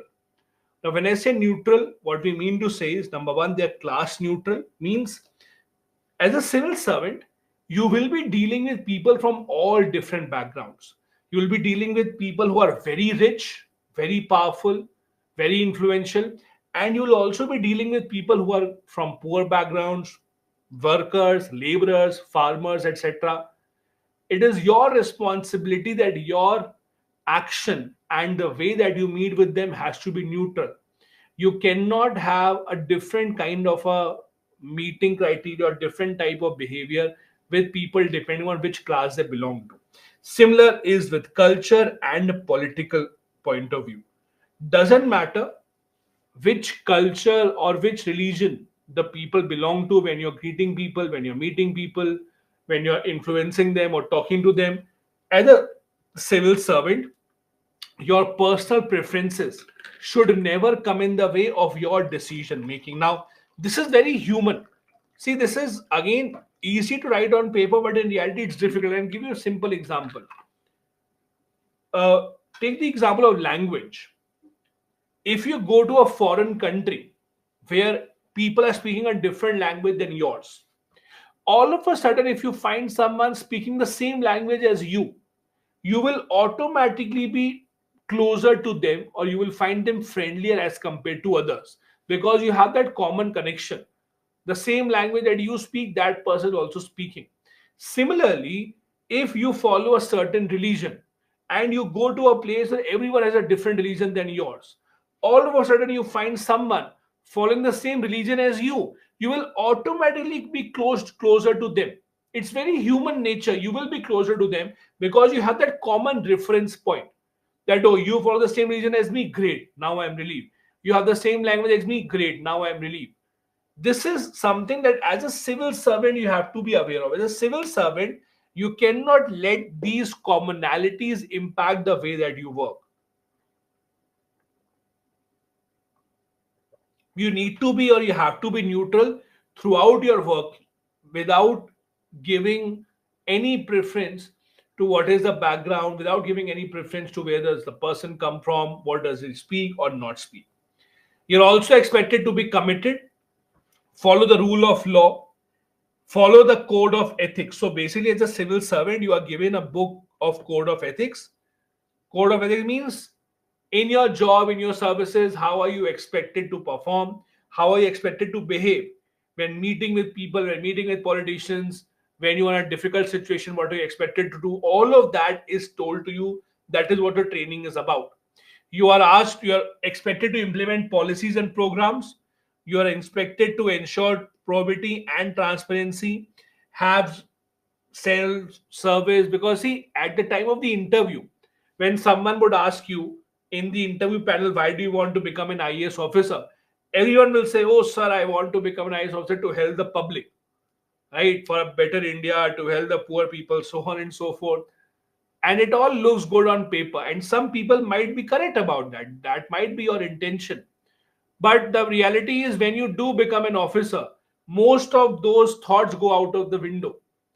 These are only initial thoughts when you're preparing, that I want to be a civil servant, I want to be an IAS officer to change the country for the better, to help the poor people, to help the needy, to make our society better. But when you take that position, when you take that power, when you get that responsibility, a lot of people forget about that. That is something that should not be done. Remember your service, remember your sense of duty. At the end of the day, you are called a civil servant. The key word here is servant of the society. You are not the master of the society, rather a servant of the society. Although civil servants don't behave like servants, civil servants behave more like masters, but the reality is in the word itself. You're a civil servant, that is the servant of the public, servant of the society, and you should perform the same manner. Ensure the welfare of the poorest of the poor specifically. See, the role of the civil services has changed drastically at the time when the British were here as compared to today. We still, although we still remain the same in terms of names. For example, we still have the post of collector. Have you ever wondered why this person is called the collector? The reason why it is called the collector was at the time of the British, the responsibility of the collector mainly was to collect the revenue, to collect the taxes. A collector was responsible for taking or as much money from the people, from collecting as many taxes from the people as possible. In today's time, that is not the job role of a collector. We have although retained the same name, but today's job of collector is not to put taxes in the pockets of the government. Today's job of a collector or a DM is to look into the welfare of the people rather than working to for the welfare of the government. It's more of ensuring that there's welfare of the people. You would have seen a lot of news stories where in far off villages where people still practice untouchability, many collectors try to set an example. They try and go to houses of people who are called as untouchables, have food with them, have lunch with them, try to assimilate them into society. You would have seen all of that news in the newspapers being covered, that the SDM or the collector has visited this family who is considered as an outcast by the other villagers. That is the role of a civil servant here. The role of a civil servant has to be the commitment role towards the people who are at the lowest rung in the society, who are the poorest of the poor, rather than thinking from the point of view of the government. From the civil service point of view itself, there are some changes that are required, there are some challenges. First, the idea of journalist civil servants. There is always a big debate about journalist versus specialist.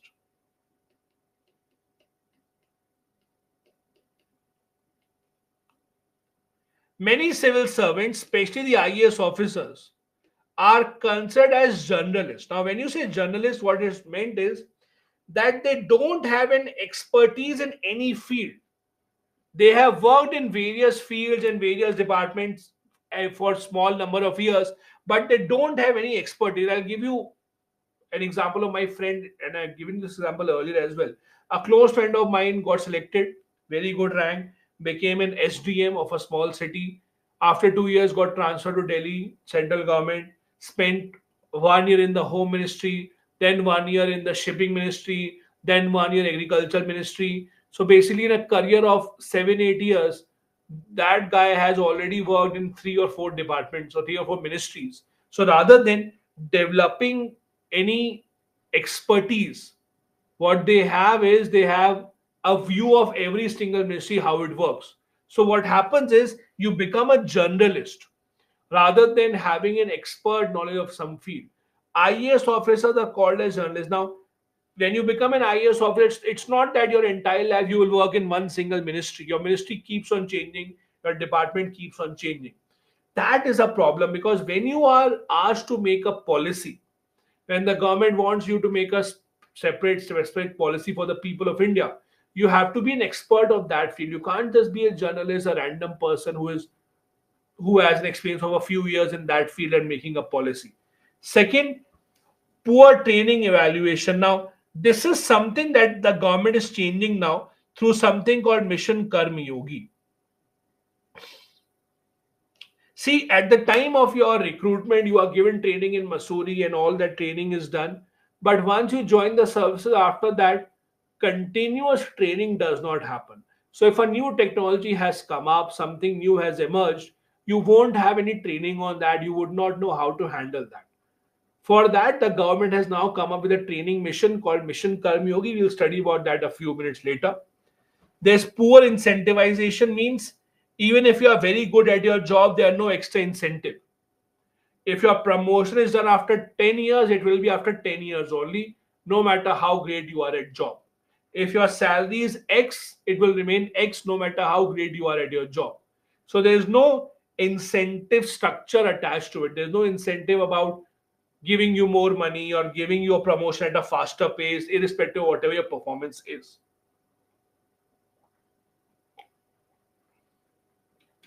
Other challenges that the service of all India officers is cadre based, means if a state is unlucky and is not getting good officers, they cannot transfer officers from other cadre. It is almost impossible, not exactly, but almost impossible for a civil servant, let's say an IAS officer, to change your cadre. Let's say you have been given, let's say, the Madhya Pradesh cadre. For you to change it to Rajasthan, it will be very, very, very difficult. One of the reasons why it can be changed is you marry another officer, and then both of you will be given the same cadre. But it's almost impossible otherwise to change your cadre. So if a state does not have good officers, they can't transfer it, and that becomes a problem. Soumya, as I said, we will be discussing Karmyogi mission in detail after a few minutes. So don't worry. We are going to discuss what is Karmyogi, how does it work after a few minutes. Alright, it's a separate topic altogether. These are certain challenges that we still see in our civil services, how they work, the issues that we have, and the changes that are required. Apart from that, you would have all heard about political interference, which is the reality. Political pressure, politicians or ministers telling you what to do, what not to do, ministers telling you to favor someone, ministers telling you not to take a certain step. That is all a reality. There is dual control over all India service, a dual control of state versus center. The state versus center fight usually remains in those states which are ruled by the opposition parties.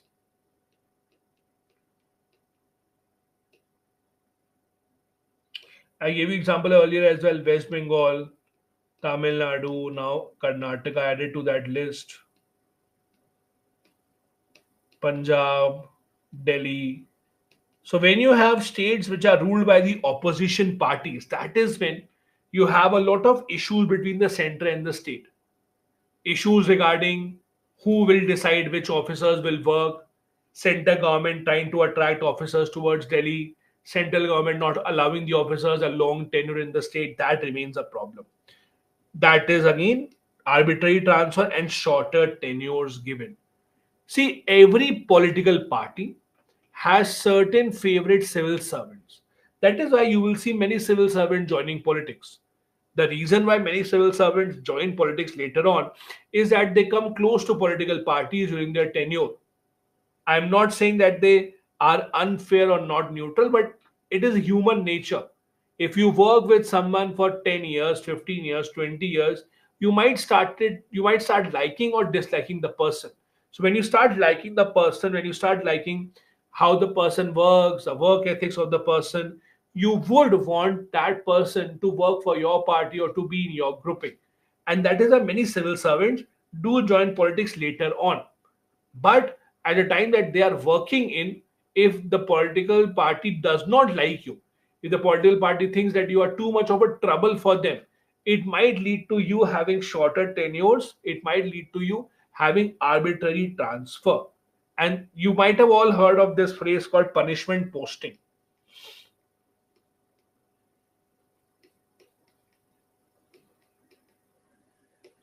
There's this famous phrase called punishment posting. Punishment posting means when you are transferred to a place that does not have a lot of amenities, when you're transferred to a place where you can't take your family with you, when you're transferred just irregularly, when you're transferred in a manner when you did not even expect it, all these are done, can be done because again the political executive, that is the ministers, they have power over the permanent executive.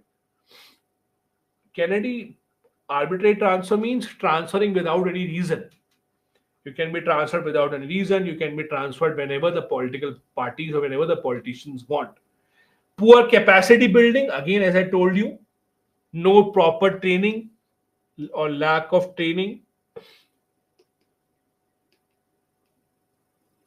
Poor performance evaluation, depend irrespective of your performance, it hardly has an impact on your pay scale, hardly has an impact on your appointments, hardly has an impact on your promotion.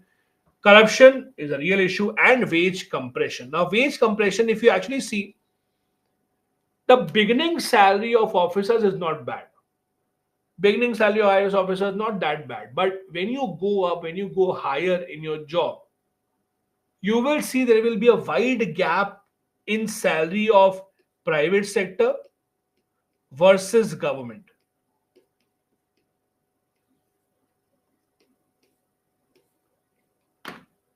Now, if you actually see private sector versus the government, this is something that is a disparity, or that as a disparity has gone a long, long way.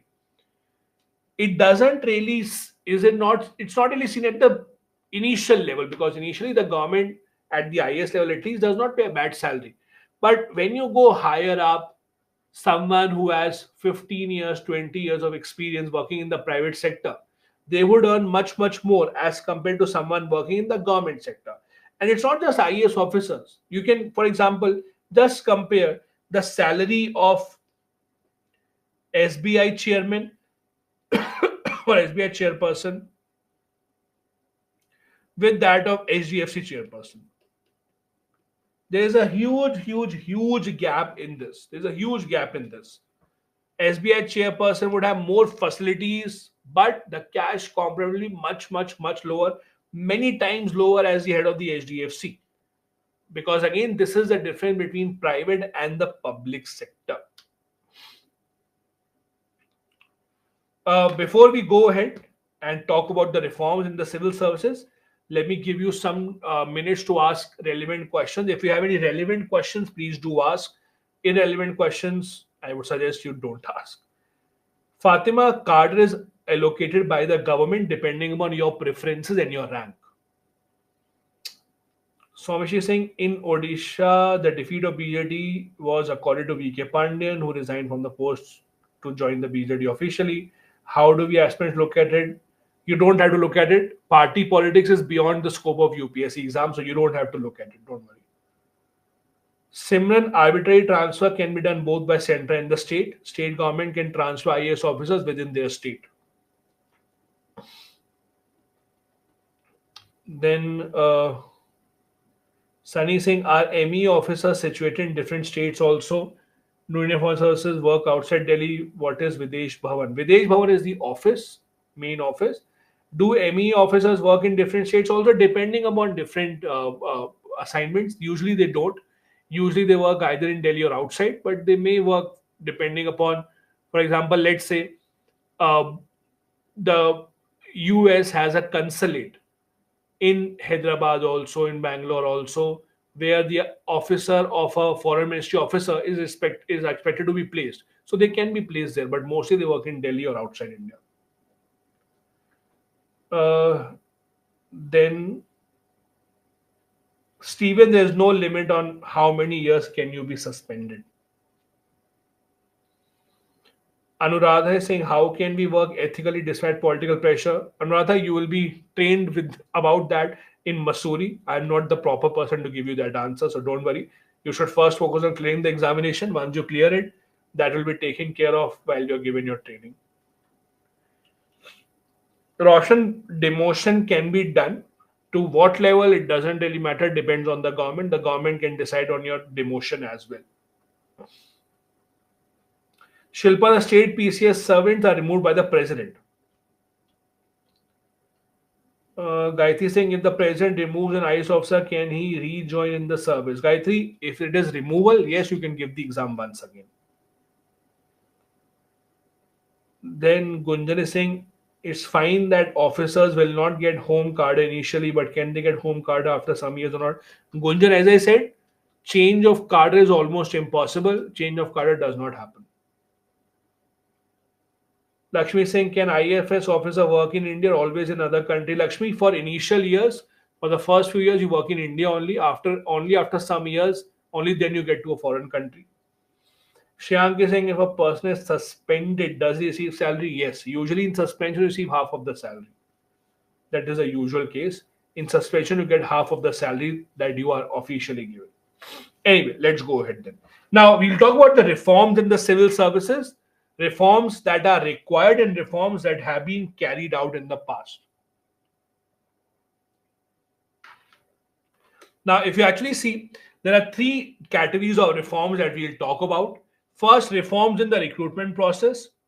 Second, reforms in the training.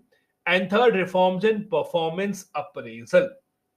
These are three types of reforms that we will talk about. Let's first start with the reforms in the recruitment process. Now, in the recruitment process, as we had discussed earlier as well, second ARC had suggested certain reforms that we discussed in the second ARC chapter. Apart from that, there are certain other reforms that have been talked about. First, introducing lateral entry. This has been done. We'll discuss about it in just a few minutes. What is lateral entry? How does it work? Basically, lateral entry means recruiting civil servants not just through the UPSC exam, but recruiting civil servants at a higher post directly from the private sector. Let's say someone is working in the private sector who is 40 years old, who is working in, let's say, telecom sector for a long time. The government wants to recruit someone in the telecom sector to run BSNL. They can recruit directly. That is called lateral entry. We'll just discuss that in a bit.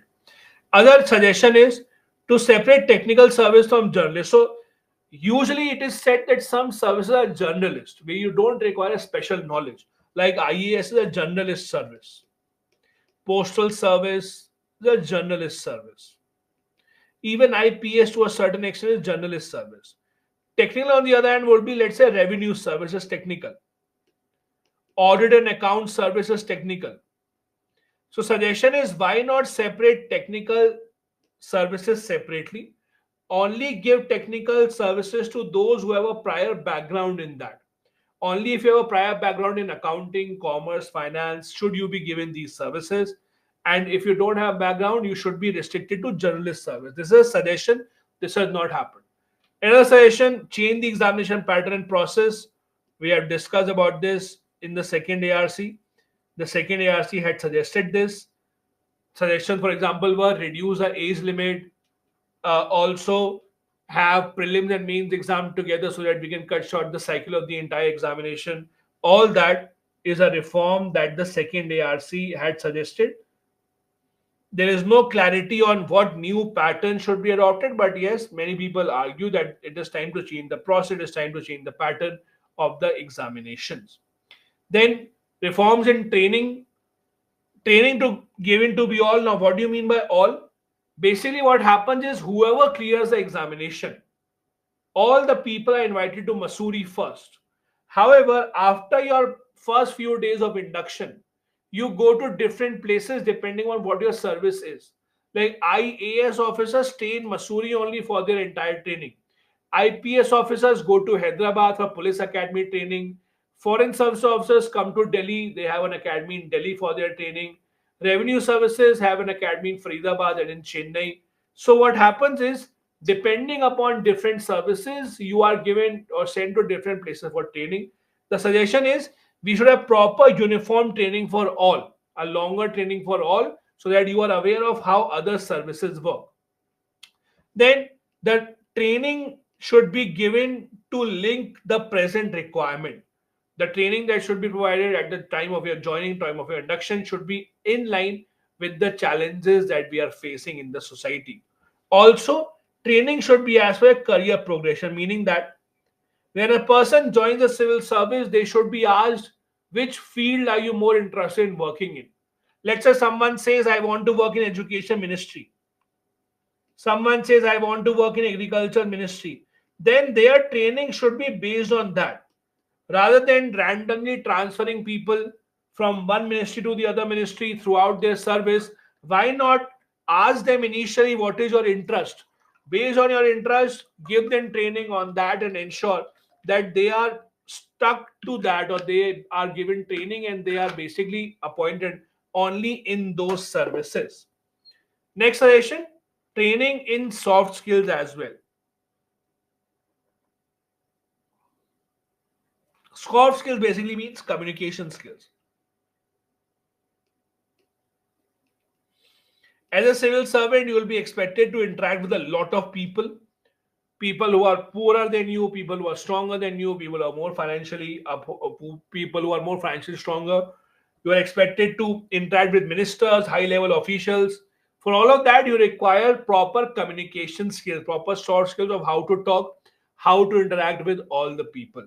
All these are suggestions. Now, it's not that it does not happen. Lot of that, like this, happens at the time of your training, but this is a skill that needs to be evolved over time. This is a skill that needs to be given to you over time so that you can keep on evolving. And this is again a suggestion that has to be given. Let's take a break, guys.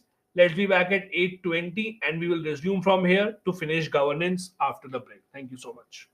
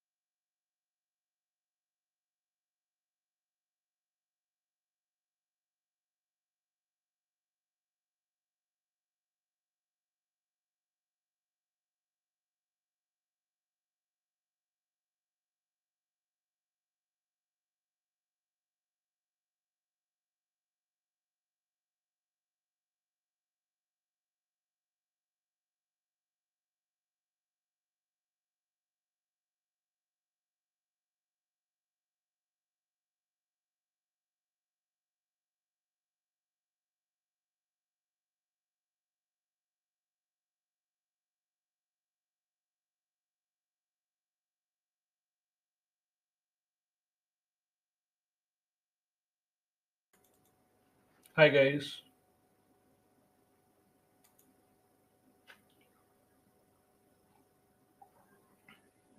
So we were last discussing about the reforms.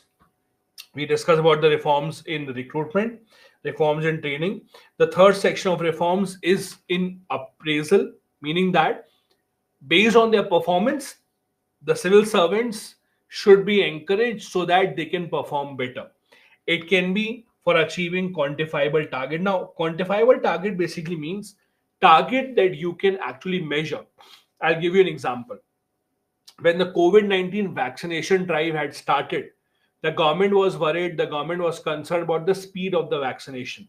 The government wanted as many people to get vaccination as quickly as possible. So, what happened was, after a few months, the government analyze what are the districts where vaccination rates are lower. So the Prime Minister had a call with, and it was a group call with the DMs, the district magistrates of all the districts where the vaccination rates were lower, and the Prime Minister asked all of them to ensure that the vaccination rates go high up. So what they can do is, for example, the government should set a target that in your district at least 90% people should be vaccinated. So a quantifiable target should be set up for the civil servants, and when they achieve that, they should be given appraisal. There should be performance linked incentive. Based on their performance, they should be incentivized. Now, incentive is not just about cash payout. It can be cash payout, it can be about your job or your promotion being given to you slightly earlier, and it can also be working at a place which is usually kept for few people. I'll give you an example. So let's say PMO is Prime Minister's office. Now, for a civil servant, working in the PMO is like a dream. Young civil servants usually don't get a chance to work in the PMO. PMO is a place where a lot of civil servants work, but only senior civil servants get to enter the PMO because it's not an easy place to enter. So let's assume what the government can do is the government can make sure that those civil servants who are constantly achieving their target, those civil servants who are performing well constantly, they can be promoted to sections or to departments such as the PMO so that their performance can be appreciated. Then there should be multi-source feedback on the working of the civil servants. Earlier, there was a logic in even in the private sector to take feedback only from the seniors. So whoever is your senior, they will be asked about you, they'll be asked about your performance. But now it has emerged that now feedback should be given not just by the seniors, but by people who are subordinate to you as well. People who are subordinate to you, people who are basically your seniors, your clients, your stakeholders, everyone should be giving feedback on your performance based on which the government can decide your performance and the government can review that and the government can decide where your next posting will be. Now, as we discussed a few minutes back, a big reform that has been introduced in recruitment is lateral entry. Lateral entry is now a reality. However, there are still question marks over whether is it a good idea or not, or whether is it a mistake. Now, if you look at lateral entry, the idea is simple. If you see, you are all preparing for the civil services, government or the UPSC will recruit civil services through this examination. But you will all begin at the beginner level. What if the government wants someone to enter the civil services who is already trained and expert in his or her area? Let's take a simple example. So government has that telecom company called BSNL. It is going into huge losses. The government wants to revive this. The government wants someone who has worked in the telecom sector for many years and who knows how to turn this into profit. So government will, for example, look for someone who has worked in Geo, Airtel, for many years, who knows how this business is run. The government will ask them to work for the government for some years, and the government will give them a very high post in the civil services. This is called lateral entry. So, inviting people from the private sector to join the government at the mid management level, at the mid civil services level, giving them the rank of an IAS officer, asking them to work here for some years for the government on deputation, then they can go back. This is the idea of the civil service. This is the idea of lateral entry. Now, this is not a new idea, it's an old idea. Many people had suggested this, but The IAS officers have always opposed this idea. See, think of it from the point of view of the IAS officers. The IAS officer is a very strong group, very strong closed lobby. They don't want any outsider.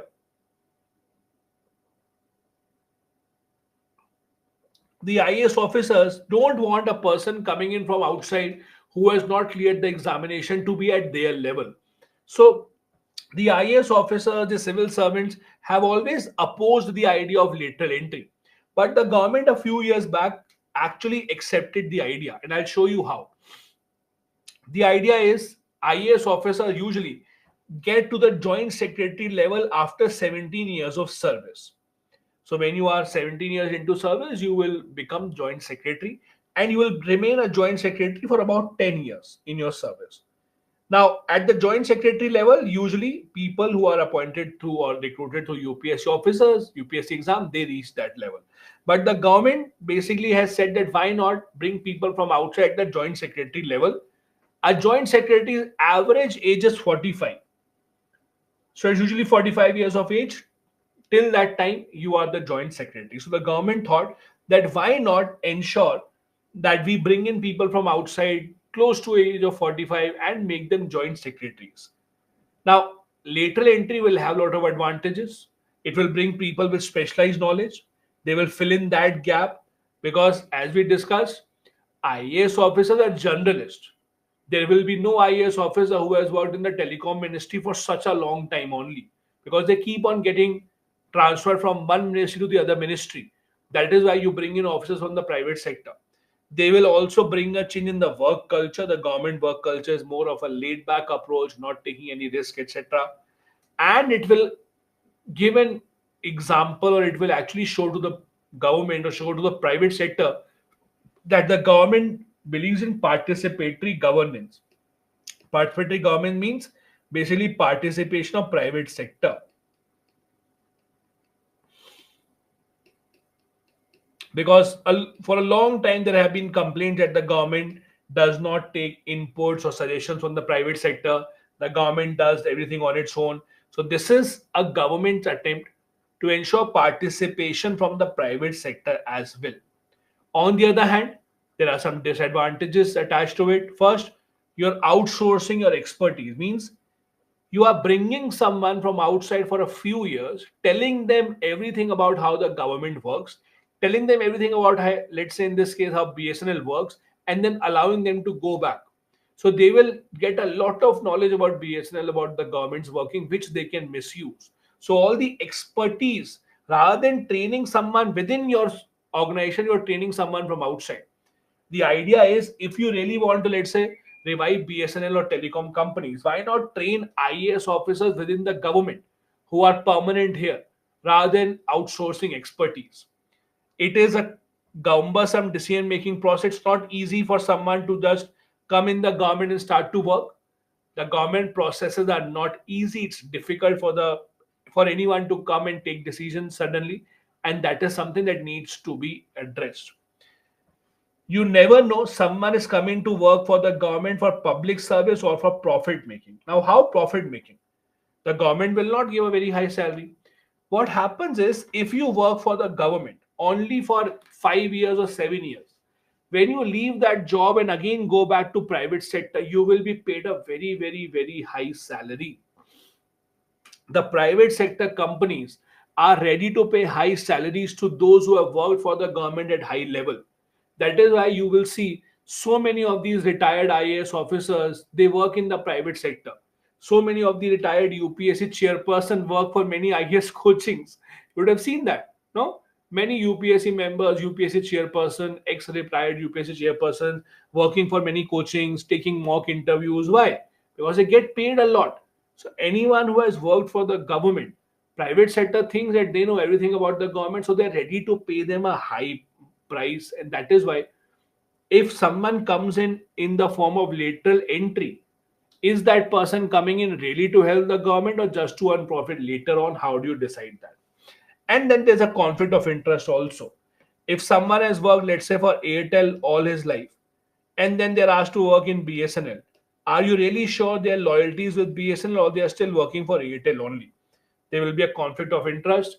Also, if you go back to Airtel only, then again there's a conflict of interest whether you want Airtel to succeed or whether you want BSNL, because both of these are competitors.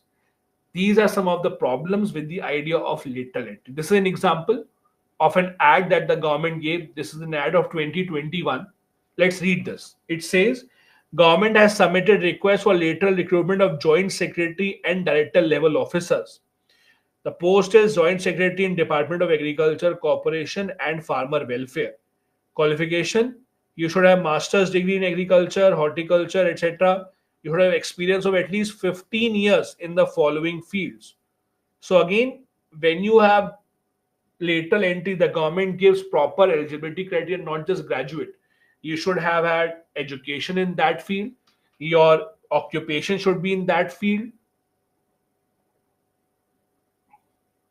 You should have worked in that area. Only then the government will bring you. Now look at this. What is government say? It says the recruitment is for 3 years.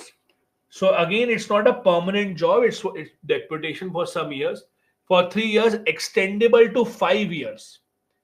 So it is for 3 years. If the government likes your job and if you also want to continue, it can extend for 5 years also. That is the government job. Now in this lateral entry thing, no written exam is conducted. It's just an interview. So UPSC just conducts an interview. It's not that a written exam will be taken. If you fulfill all the qualification, fulfill all the criteria, you can apply and the UPSC will call you if they want to have an interview with you. And that is how it does. Now, the problem is, has this been successful? No. The government has tried this, that 2021 notification, I'm showing it to you. Many of the officers who came in through lateral entry have already resigned. Many of them have already gone back because they said that working for the government is not easy. Even if they come and work for the government, it's not that easy. They have a problem, the atmosphere is not right. So the idea of lateral entry has not been that successful as such. The expectation was much higher, but it has not fulfilled that expectation. Now, about the civil service, one more thing related to it. In the second ARC, there was this chapter on civil servants. They had suggested, the second ARC had suggested values or the code of ethics that the civil servants should follow. Remember, we read about the Nolan Committee. Just like the Nolan Committee had given its 7 principles of public life, similar to that, second ARC has also given what code of ethics should civil servant follow. So Nolan Committee had its own 7 principles. The Nolan principles, as they call them, we discussed them when we were reading the second ARC. Similarly, second ARC has given its own code of ethics for India's civil servants to be followed. Now, these kind of words, you have to remember these. The reason is, it can be asked very easily in the mains exam and in the interview as well. In the interview stage, a very commonly asked question. The panel will ask you, what do you think are the best qualities in a civil servant? Or what do you think should a civil servant try to display as the best quality? And this is where you will have to give these examples. The civil servant has to be impartial. The civil servant should ensure commitment to public service. Civil servant should show exemplary behavior, devotion to duty, so on and so forth. So ensure that you remember these words, because these are asked in the mains exam also, and not just in governance. They can be asked in ethics also, and they can be asked in governance ES2 as well. These are the codes. Again, Nolan principles were very similar to this. You would have realized that was integrity, selflessness, honesty, openness, etc. Similar is the case here, just that slightly the words are different. Now, we were discussing earlier about something called Mission Karm Yogi. Mission Karm Yogi is a very interesting government initiative that they started a few years back, especially for civil servants. So what exactly is the case here? As we discussed, when the civil servants are first recruited, they get their training in Missouri and other places. After that, throughout their tenure, they don't get any regular training.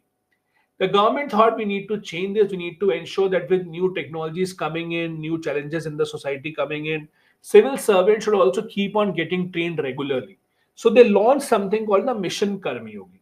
In very simple terms, what exactly? In simple terms, this is actually an online platform which will have courses, training courses for civil servants. It would have training courses for civil servants. So whoever is a civil servant, they will be asked to undertake these courses. Depending upon how many courses civil servant undertakes, there will be a report card generated. Government will keep a track who are officers who are trained, who are undergoing these trainings or not. The government says that we will look into all of these while giving you promotion or giving you posting. So government is taking it very seriously, making it a platform for you to ensure that your training continues and you are updating your skill time and time again.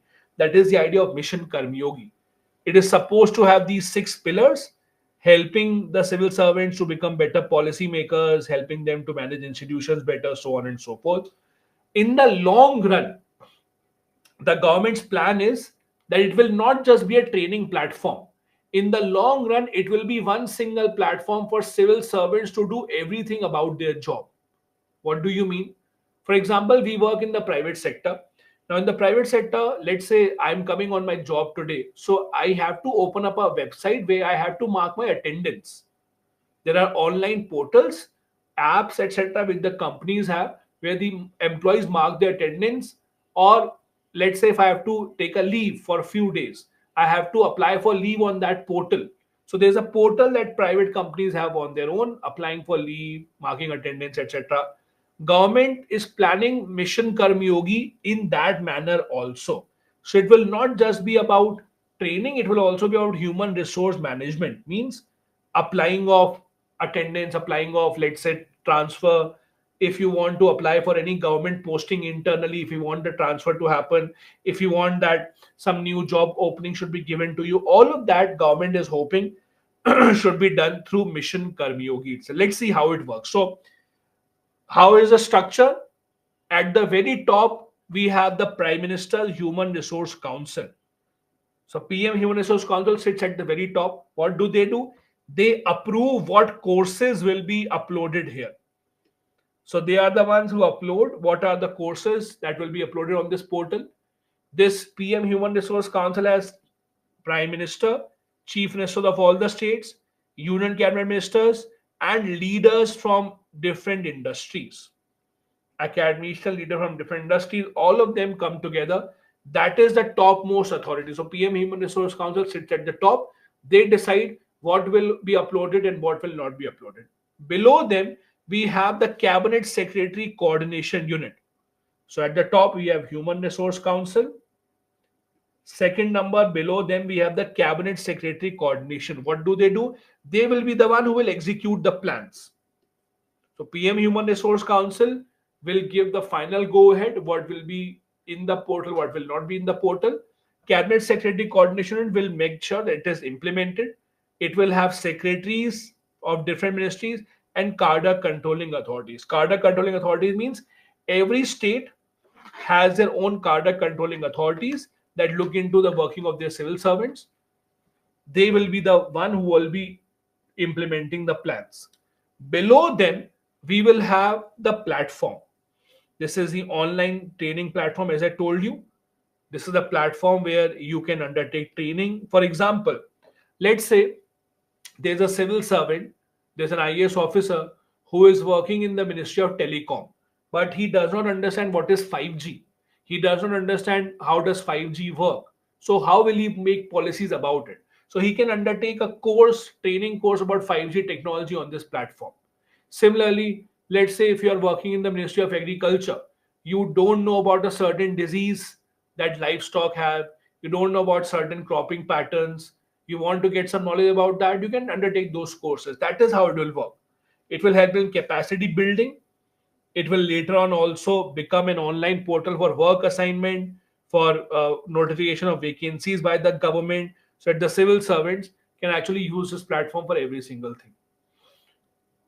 Below them is the Capacity Building Commission. So again, first at the top was PM's Human Resource Council.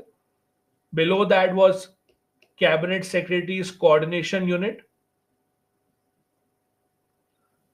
Below them is the capacity building commission. These will be the one who will be professionals of their field who will make the courses. So they will be professionals. For example, the government will ask IIM professors to make courses. The government will ask IIT professors to make courses. These professors who are experts in their field, who know how their field works, they will be part of capacity building commission. So again, capacity building commission will build the courses. They will send them to cabinet secretary coordination unit. They will execute all the plans, and final approval will have to come from prime minister's human resource council. Capacity building commission will do all these things. They will have faculty database. They will create the resources. They will be coordinating with central training institutions, IITs, IIM, central universities. They will set up mid-career training programs. They will analyze the data from the portal, and they will prepare an annual report as well. Annual report about, for example, which civil servants undertook most of the courses, civil servants from which particular state undertook most of the courses, which are the states where civil servants are not undertaking these courses, so that all the data is presented to human resource council of the prime minister, so that they can look into it and then they can analyze which civil servants are working properly and which civil servants are not working properly. And the best part about the government is that they will charge money from you, that is the civil servants only.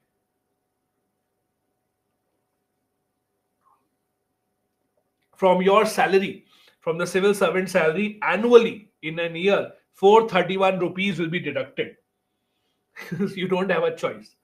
If you don't want this to be deducted, you can leave your preparation right now. But if you become a civil servant, 431 rupees from your salary in the entire year will be deducted, so that this platform can work properly. So any expense for this platform, government would have expense. They would have to train coders who are running this platform, will be given from your salary, 431 rupees per year. It's a government owned entity. It's an online platform, again, that will run for the government. So that is how Mission Karmyogi, it has already started.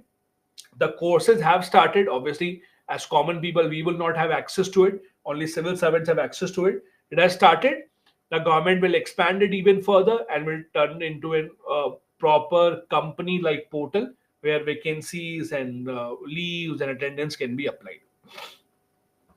The Mission Karmyogi will also have a real time Prime Minister's dashboard. Means at the Prime Minister level, he himself will be able to see the annual scorecard of civil servants. Not just this, ranking will be given department wise as well. In which department, which civil servants or how many civil servants are undertaking the course, which department is performing the best, which cadre is performing the best in the whole year. All of that will be taken into consideration. As you know, the government gives civil services awards as well. There are civil services medals that are given depending on your performance. Many IAS officers get these medals based on the work that they do, especially in the rural areas. So the next time when the government is giving these awards, appreciating or giving medals, etc., the government will take all of this into consideration. Your performance, your evaluation on this platform, the Prime Minister's dashboard will continuously monitor your score, the score of the department, the score of entire cadre, etc. Now coming to the last part. The last topic that we want to discuss in this chapter on governance especially is something that was in the news a couple of years back.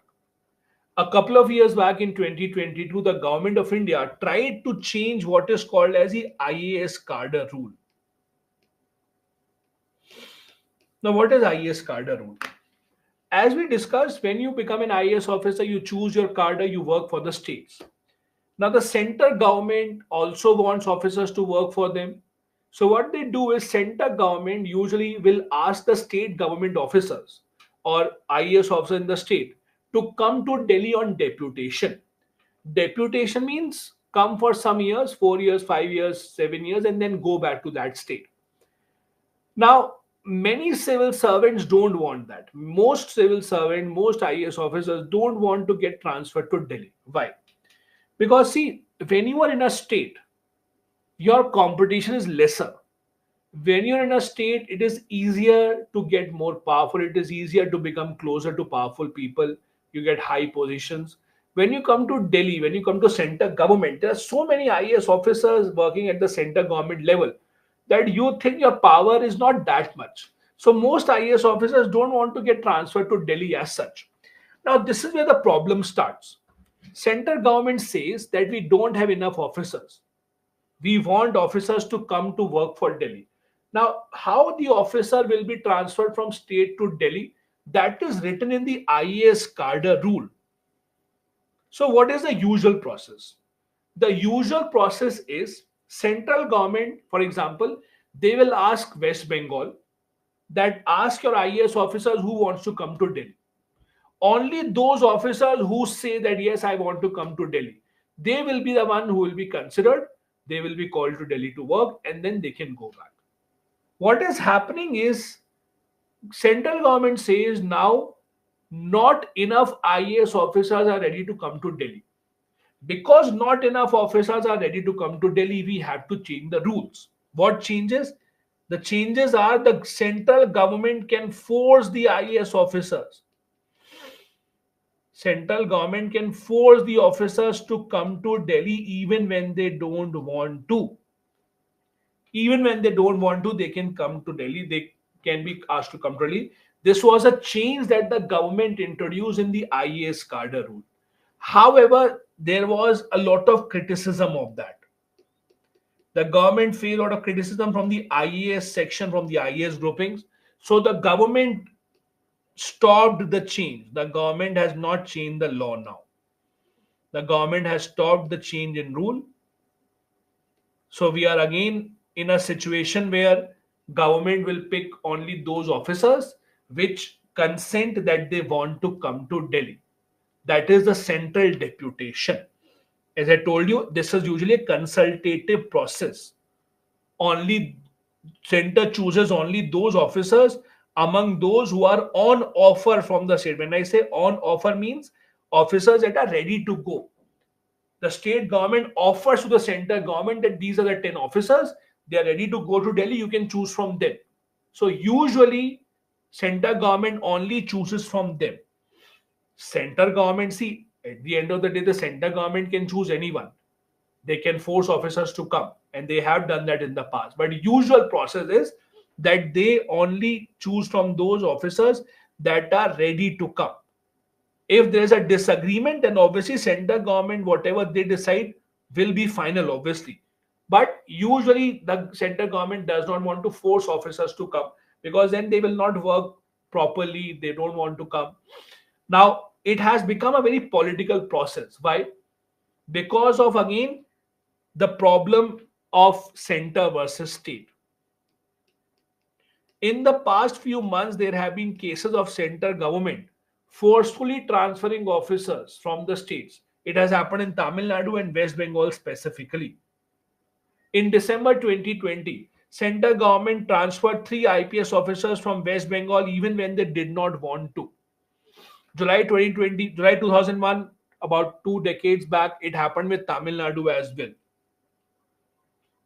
With West Bengal, it happened with IAS officers also. In May 2021, central government issued orders for Chief Secretary of West Bengal to come to Delhi just one day before his retirement. He was supposed to retire just one day before his retirement. He was asked to come. What did he do? He was very close to West Bengal Chief Minister Mamata Banerjee. He resigned, said that I don't want to come. I will rather join Trinamool Congress. So he joined Trinamool Congress rather than coming to Delhi. Now, you can see this in two ways. One, you can see this as a political fight between center and the states. Second way to see this is center government says we don't have enough IAS officers. Many IAS officers posts are still vacant at the center level. Now, you as an aspirant can say, if we don't have enough IAS officers, why doesn't the government recruit more officers? That's a simple argument. So what happens today is every year 180 IAS officers are selected. In the UPSC exam, there are 180 IAS officers that are selected every single year. The government says that we will not increase the number. In the parliament also, in fact, this question was asked by the opposition that if you think that if we don't have enough IAS officers at the central level or at the state level, why don't you recruit more officers? But the government says that no, we are fine with this. Around 390 central government service posts are at the joint secretary level. 540 posts are at the deputy secretary level. All these are filled by the IAS officers only. But the central government say we don't have enough IAS officers because many of them don't want to come to Delhi. This is the present data that the government has given. In 2021, we had 6,709 IAS officers in the country. Only 445 of them worked with the central government, while most of them worked with the state government. In 2014, about 651 were working at the central government. So if you can see, every single year, there is a decline in the number of IAS officers working at the central level. As I told you, many officers, most officers prefer to work at the state level. The reason is simple. Working at the state level, it allows them to be more powerful, lesser competition, lesser number of officers. So you can have a much influential life or much influential service at the central level, because in Delhi there are so many IAS officers that you are kind of lost in between. For example, if you're a DM or a collector, in a smaller state or in a smaller city, you will have much more powers. If you're a DM or a collector in Delhi, you don't have many powers, because above the DM or the collector in Delhi, there are so many people in Delhi who are more powerful than DM or collector, that being a DM in Delhi would not really give you many powers. But if you're a DM in a small city, then it gives you a lot more power because you are the ones who will take a lot of decisions. That is a problem. But again, the government has not been ready to recruit more officers. They want, I don't know the reason, they will know the reason, but they still recruit only 180 officers in the IAS every single year. Now, this proposed amendment, thankfully, government has taken it back because the IAS lobby was not happy with this. There were many issues with this amendment. Biggest issue was it was against the right of the states. You were forcefully transferring the officers without asking the state. It was against the morale of the officers also, and it was against cooperative federalism. The idea of cooperative federalism is that the states and the center should work together. They should work hand in hand with each other to ensure India's development. On the other hand, when the center government forces the state to give certain IAS officers or transfer certain IAS officers, this becomes a problem. It can be used or misused politically, and it may decline the sheen or the importance of all India services, since the officers would not want to work in such conditions.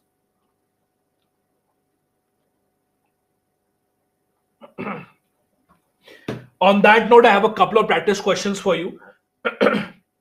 Let's see if we can answer these two questions. The first one is in front of you. See if you can answer this. Yes, Fatima, you can. Read this carefully.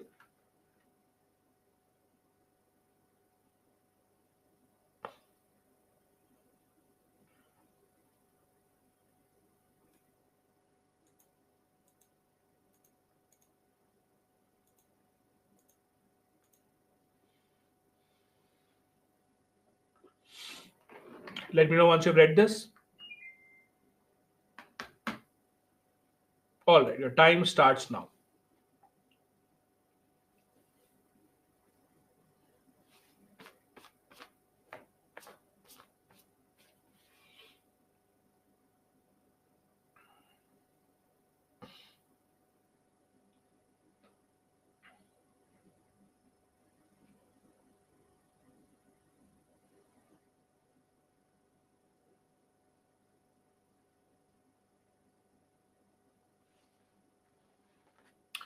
Only 12% people were correct. The answer is D. None of these is correct. Did you get confused already? None of these are first. All members of UPSC? No. Half of the members of UPSC should have had experience of 10 years, not all members. Second, Joint Public Service Commission retirement age 62, not 65. Third, UPSC on request of a state, not a state, two or more states. Not a state, two or more states. All of these are correct. Only 12% people got this right. Remaining 88% people, I don't know what you were thinking. All of these were wrong. All these are wrong. one more question. Read this carefully.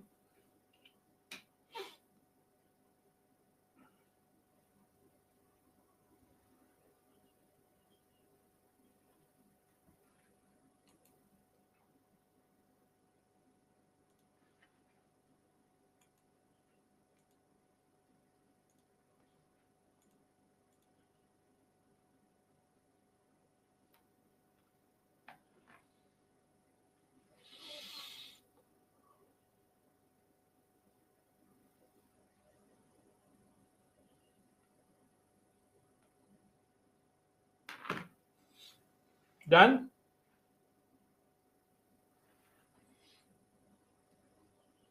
Your time starts now.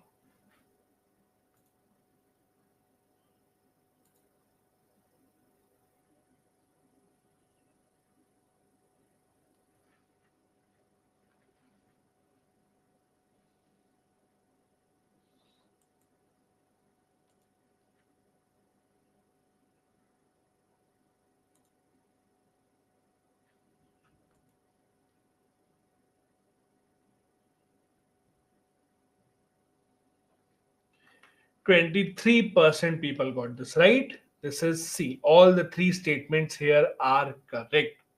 All three statements are correct. If you go back to the slide where we discussed about the advisory function, you will see all three written. I'll just show you that slide. If you just see this, see, we read this advisory functions. All these are written right here. Exactly the same has been asked in the question.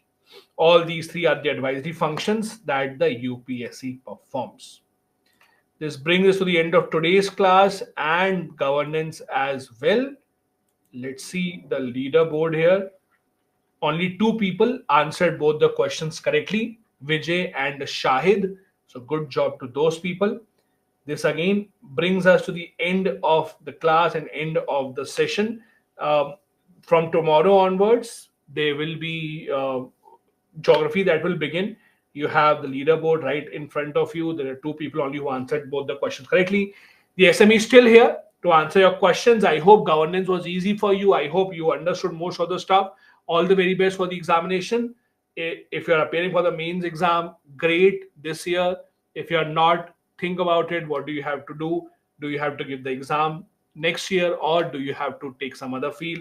Depending on whatever you think, you can go ahead. Thank you so much. That class is still live. You can ask your question on the SME. Bye bye. Jai Hind.